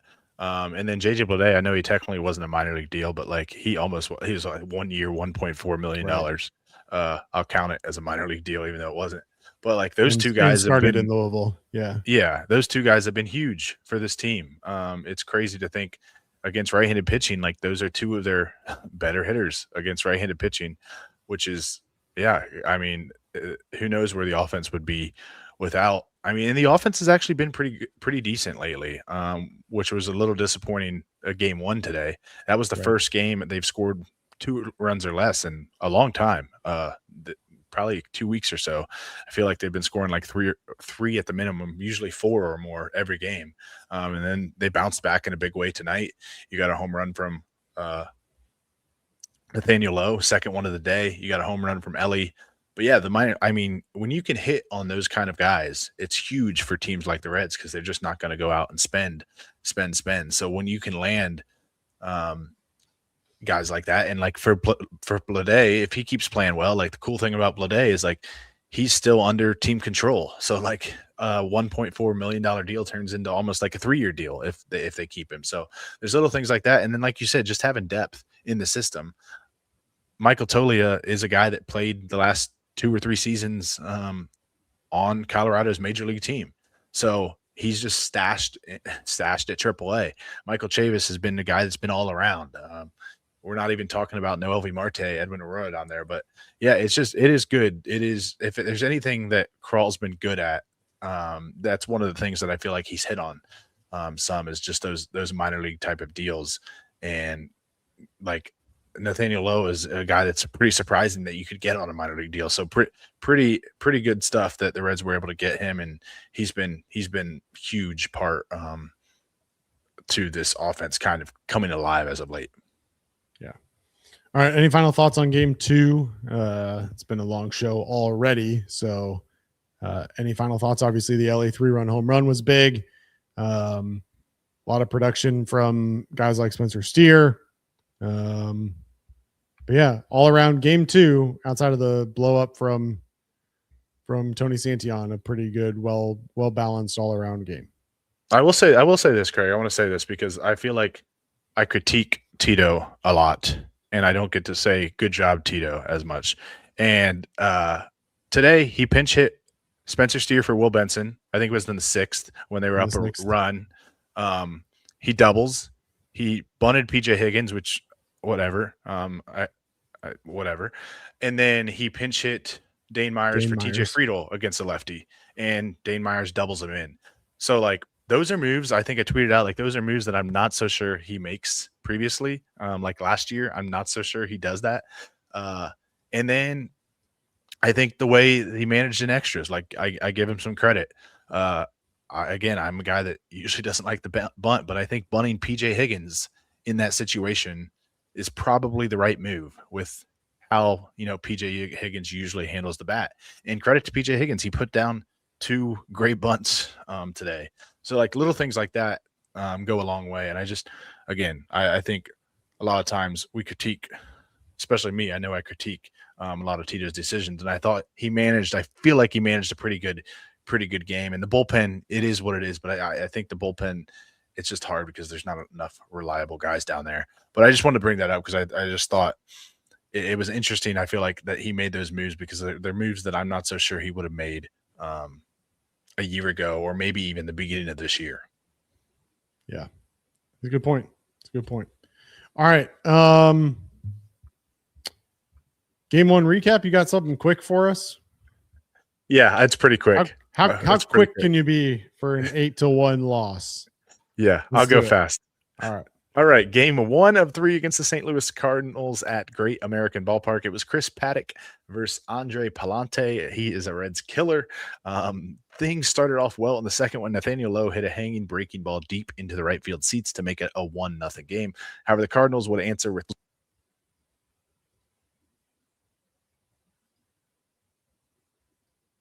Greg, you muted yourself.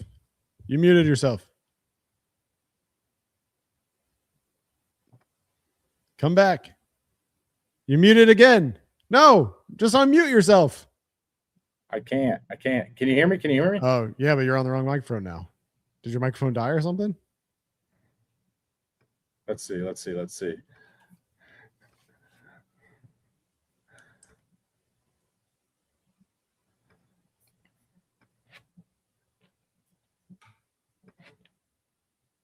Oh, he's back. He's gone.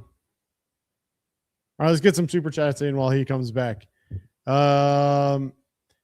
If we can hang around long enough to add Green back in, could be a fun second half. I agree 100%. I don't know when Hunter Green's going to be back. I hope it's sooner than later. I know that he's been throwing and stuff, but hopefully Hunter Green is coming back. Greg's in the background, so let's see. All right, am I back? Yeah, you're back. I would need to hear Trace's thoughts on that missile to home from Friedel in the second. Almost fire.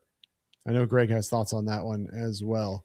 All right, Greg, I'm going to ask you to start over on your box score recap so that I can edit out whatever that was, and then we'll be able to take care of it in the podcast.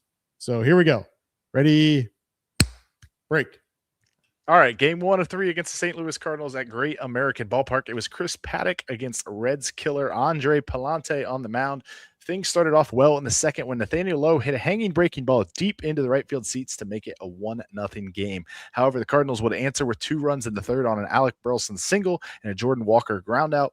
RBI ground out. Then in the fourth, J.J. Weatherholt singled home Mason Wynn, and the Cardinals took a 3-1 lead. Paddack went 5 innings, giving up 3 runs on 7 hits. He walked 3 and struck out 3.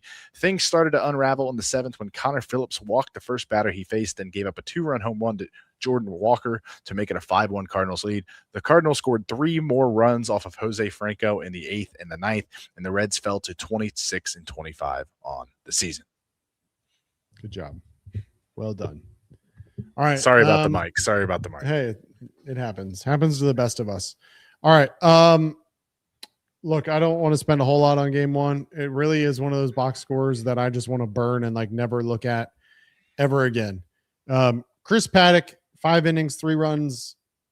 Again, good enough, probably more than you'd ever expect out of him.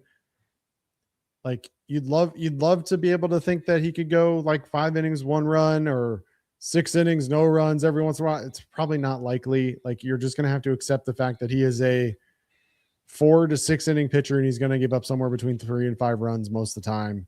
And you just have to hope that the offense can put it together. And today the offense did not put it together. They stringed together just 2 hits against Andre Pallante. Not a fun game, but the biggest story, obviously similar to game 2, walks will haunt. In the 3rd inning, Paddack struck out Victor Scott to start the inning, and then walked J.J. Weatherholt and walked Ivan Herrera. They both came around to score. Alec Burleson with an RBI single, and then Jordan Walker with an RBI fielder's choice. And then later on in the 7th, Connor Phillips, we'll talk about it in a second, walked the leadoff batter, Ivan Herrera. Jordan Walker then homered, 2-run home run. And then in the 9th, yet again, another walk, this time to Mason Wynn, comes around, 2-run home run to Brian Torres, his first major league home run in his major league debut. Walks continue to haunt this Reds pitching staff. They haunted them in game 1. Offensively, they got nothing going. Anything left to say about game 1? No, I just think I will say, like, Craig, I don't know about how you feel about this, but if you would have told me before either game started today that you would get the outing from Paddack and the outing from Chase Petty that you got today, I probably would have signed up for both of those. And I would have hoped, like you said, the offense played well enough to at least grab one of those wins, and maybe get lucky and grab 2. But like you said, like Paddack, I think 5 innings, 3 runs is kind of what you're going to expect with him. Like you're not expecting him to go out and throw 7 shutout innings. And same with Petty. So as much as like Petty was cruising and it kind of it all kind of that 6th inning, it kind of all came back to him. Like I pretty much would have taken that before the game started today. Would you agree with that, or would you have expected a little bit more? I don't know that I would have expected like wins, right? But I would have expected game 1 to be more competitive, right? 5 innings, 3 runs. I'm thinking it's at least a competitive baseball game. Right. He kept them in the game. Yeah. And then your bullpen gives up 5 runs and it's over. Chase Petty, again, 4 runs. You know, you're going up against Kyle Leahy. You certainly hope that you can put up a couple runs against him. They did that. So yeah, I think in the end, I would have taken both of them. At the end of the day, like, we can't expect every pitcher in the rotation to be Chase Burns and Andrew Abbott. If only. Realistically, you'd love to have 4 guys that you can expect to like give you a competitive opportunity every single time out there. And when Hunter Green comes back, I think you probably have that between Burns, Abbott, Lodolo, and Green. Like you can realistically think that 4 out of every 5 games, you're going to have a shot to win that baseball game. And then that 5th starter, hopefully they give you a chance every other time out. Like realistically, Chris Paddack is here to bridge the gap. And if he can bridge the gap by going 5 innings of 3-run baseball every single time, you have to think with the offense that the Reds have had of late, especially, that's enough. But the bullpen has to be better. And so that's where I run into the difficulty is, would I take those starts? Probably, but I also know that means we're in a close game at best, and that my bullpen has to come in and save the day in the back half of the game. And I don't know if I have that faith. So Connor Phillips gets sent down to Louisville after the game because he can't throw strikes. Jose Franco gets sent down to the minor leagues because he was never intended to be here to begin with. Like, I don't know. Like,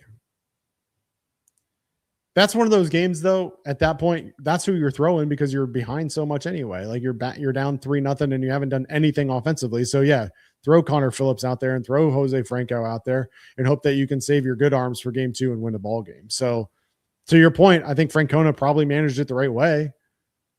Yeah, that's exactly what I was just going to say is, like we just talked about, it's hard to pick guys from the bullpen when you're winning.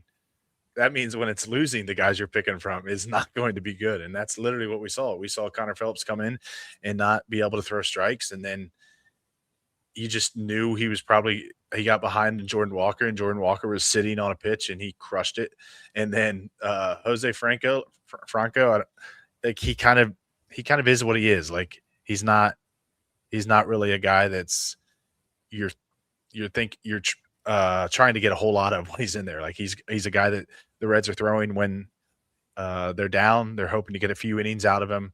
But again, he's never going to be a guy that, like in tonight's close game, you were never going to see. I know he was sent down before the game, but you were never going to see Franco come in there unless it was like he was the last guy out of the pen and they just desperately needed to use him.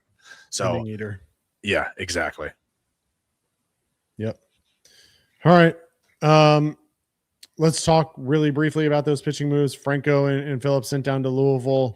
Phillips is really the story. They're sending Ke'Bryan Hayes out to Arizona. They've sent Connor Phillips out to Arizona in the past for like control issues. I don't know that we need to go that far just yet, but it certainly felt like Connor Phillips has lost a little bit of faith in his stuff, trying to get too cute with it. And that's really leading to his downfall. I mean, look at what happened tonight. Walks Herrera, gets the line out from Burleson, gives up the home run to Jordan Walker. Then he walks Norland Gorman. Like, just got to throw strikes. And there's no world where you can afford to have a guy who's going to throw 30 pitches every time he goes out there just because he can't throw strikes. Yeah, the thing with Connor Phillips is he really struggles to command his fastball. He doesn't throw it for strikes, and then when he does throw it for strikes, it's right in the middle of the zone, and that's just going to get crushed. And the other thing is, with him struggling to throw strikes, he doesn't get ahead of hitters, which his sweeper, I think it's a sweeper that he calls it, it's so nasty. If you're not ahead in the count, when you throw that, guys are just not even going to think about swinging. So it's kind of like a double-edged sword of he needs to get, like, for him not to be able to walk guys, like he needs to get ahead of guys to make them chase his pitches. Because if you're behind in the count and you throw that sweeper, guys are never going to chase it. And they also know he can't really command his fastball. So it's just, he needs to go work on that. I think whatever the Reds, I almost wish they can do what they did with like Andrew Abbott, of like put him in whatever pitching machine they did. And they found out, hey, your arm angle was more this. Let's do some things. Whatever Connor Phillips was doing at the second half of last year, put him through whatever they did to Andrew Abbott and see if they can find something that clicks. But I also think he's a guy that pitches with a lot of confidence. Like, it seems like when he walks one batter, things start to snowball. Whereas like the other day, he pitched a 1-2-3 inning. It's like if he gets that first guy out, you're kind of feeling okay about him. But if he walks a batter, we saw it the one inning when he walked like 4 guys in with the bases loaded. You just like knew it was over. Once he walks 2 batters, you're like, he can't seem to get out of it when those type of things happen. And as much as I think everybody thinks his stuff is awesome, and I'm the same way. I like Connor Phillips. You can't be at the big league level and walk that many guys and have those kind of control issues. You just can't keep running him out there. And I think it's probably the right thing to do to send him down to Louisville, and hopefully he goes and has some success and gets his confidence back. Yeah. I mean, at the beginning of the year, there was a lot of talk about him being back into the bullpen, like high leverage guy. I still think he can be that. I really do. But he's got to believe in himself, and we can all believe in him as much as we want. Terry Francona can believe in him as much as he wants. But at the end of the day, the only man that matters is Connor Phillips. And if he doesn't believe in himself, then none of the other stuff matters either. So I hope that he figures it out. He's got the stuff to be a very, very good relief pitcher for this team, but he's got to get it together. All right. Any final thoughts before we go down on the farm? No, just happy we ended the night with a dub right before the show started. We got vibes are much better than they would have been if they lost tonight, so Craig. So we got to have a fun show. I know. I feel like I don't know how much of this was the extra innings and stuff, but the fact that we've been live for 2 hours already, I'm ready for bed. All right, let's go down on the farm. It was a busy day for the Reds down on the farm. We'll go kind of in order from top to bottom as we always do. The Louisville Bats had a doubleheader in Columbus with the Clippers on Saturday. We'll start with game one. They win 5-0. Brandon Liebrandt throws 6 innings of shutout baseball, gives up just 2 hits, 1 walk, 4 strikeouts. He's now 2-2 on the year. Anthony Masevich, 1 inning of hitless, perfect baseball in this one as well. Noelvi Marte went yard, as did Austin Hendrick, his first AAA home run of the season. Michael Tolia also sent one over the scoreboard in right field, an absolute bomb off the bat of Tolia, his 10th on the year. Edwin Arroyo had a hit in this one, as did Hector Rodriguez. He had 2 hits and an RBI. Francisco Arbaez was 1 for 4. Austin Hendrick 2 for 4 in this one. They beat the Clippers 5-0. Game 2 went the other way, though. Clippers worked their way out a split. 7-3 winners in game number 2. Will Banfield had a home run in the game. Edwin Arroyo was 1 for 4. Hector Rodriguez 1 for 4. Noelvi Marte 1 for 4. And then Will Banfield with the home run. Lyon Richardson picks up the loss. He goes 1 1/3, 4 hits, all 7 runs. 6 of them were earned, 2 walks, 1 strikeout, gave up 2 home runs. Hagen Danner worked 1 2/3 of scoreless baseball. Kyle Nicholas, 2 innings, 1 hit, no runs, 3 walks, though. Struck out 3 as well. Trevor Kunkel, 1 inning of scoreless baseball, didn't walk anybody, struck out 2.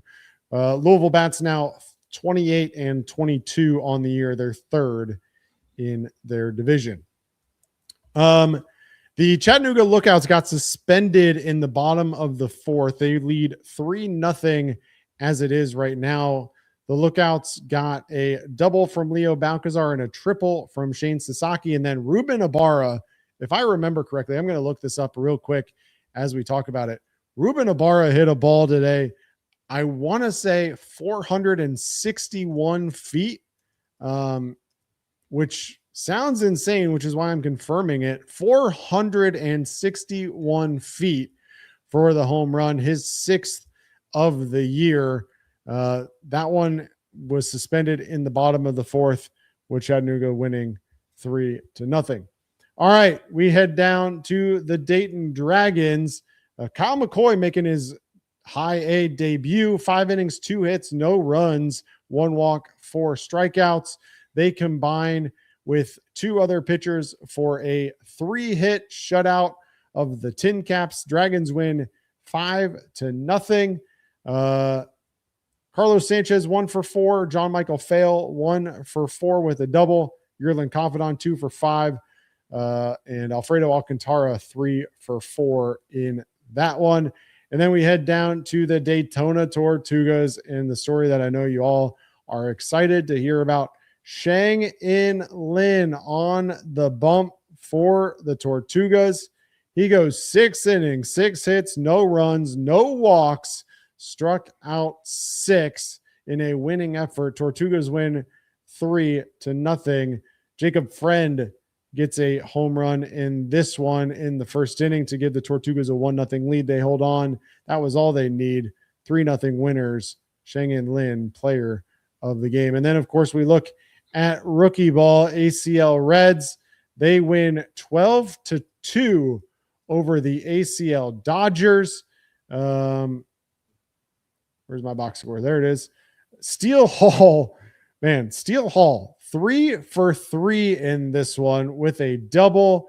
He's now hitting 327 with an 1156 OPS on the young season. The Reds' number 1 draft pick in 2025. Man, he is looking the part. Other than that, not a whole lot to report on. Arnaldo Lantigua, 1 for 1 in this one. And Hirvin Morillo, 1 for 4, while Adolfo Sanchez went 1 for 5 with 2 RBIs. That is your Reds MILB update for Saturday night. We now look ahead to Sunday's game with the St. Louis Cardinals. And as you all know, it'll be Brady Singer taking on Matthew Liberatore in the series finale on Sunday. Brady Singer 2-4 on the season, 6.26 ERA. Last time out against Cleveland, just 4 innings, 7 hits, 5 runs, walked 1, struck out 6, gave up 3 home runs for the second straight game. He's allowed multiple home runs in 4 of his last 5 games. He's made 5 career starts against the Cardinals, including 4 last year. He went 2-2 in those 4 starts with a 2.28 ERA, allowing just 1 run in 3 of the 4 outings. He allowed 3 runs in that 4th outing. Cardinals in their career against Brady Singer: Alec Burleson 3 for 7 with 2 doubles and a home run. Mason Wynn 2 for 5 with a double and home run. Thomas Saggese 2 for 8.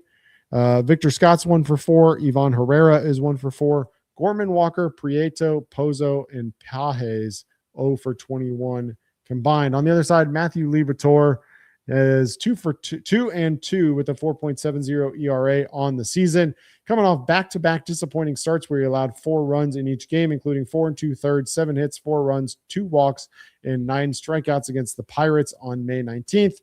Liberatore has seen the Reds 10 times in his career, including 3 starts, all of which came in 2025.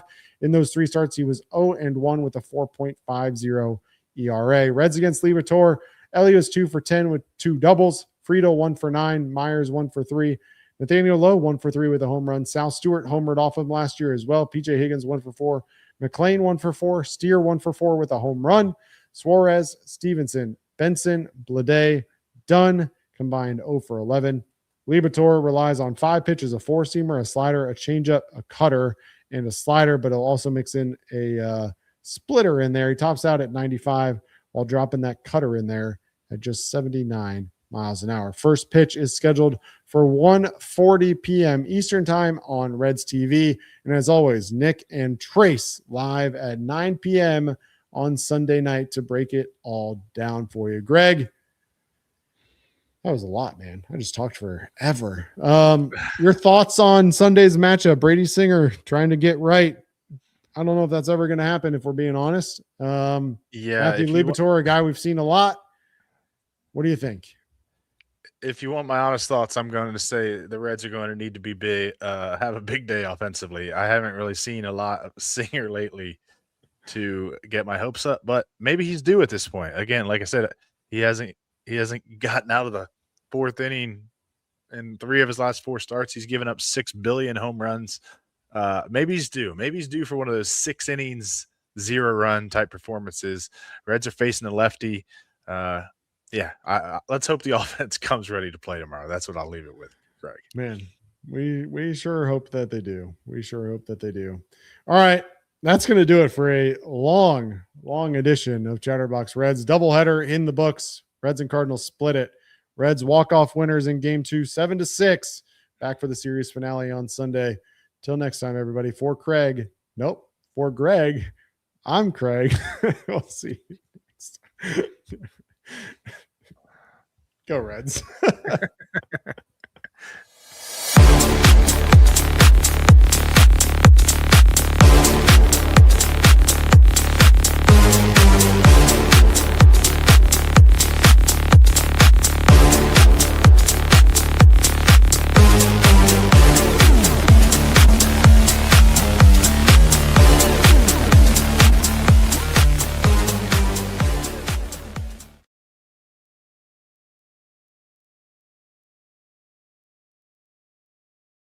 Rolf, I see you with that super chat that I missed. Sorry about that. I would like Sheng and Lin in the bullpen tomorrow, please and thank you. I don't know about all that, but we appreciate you nonetheless. All right. That's it, everybody. We'll see you next time.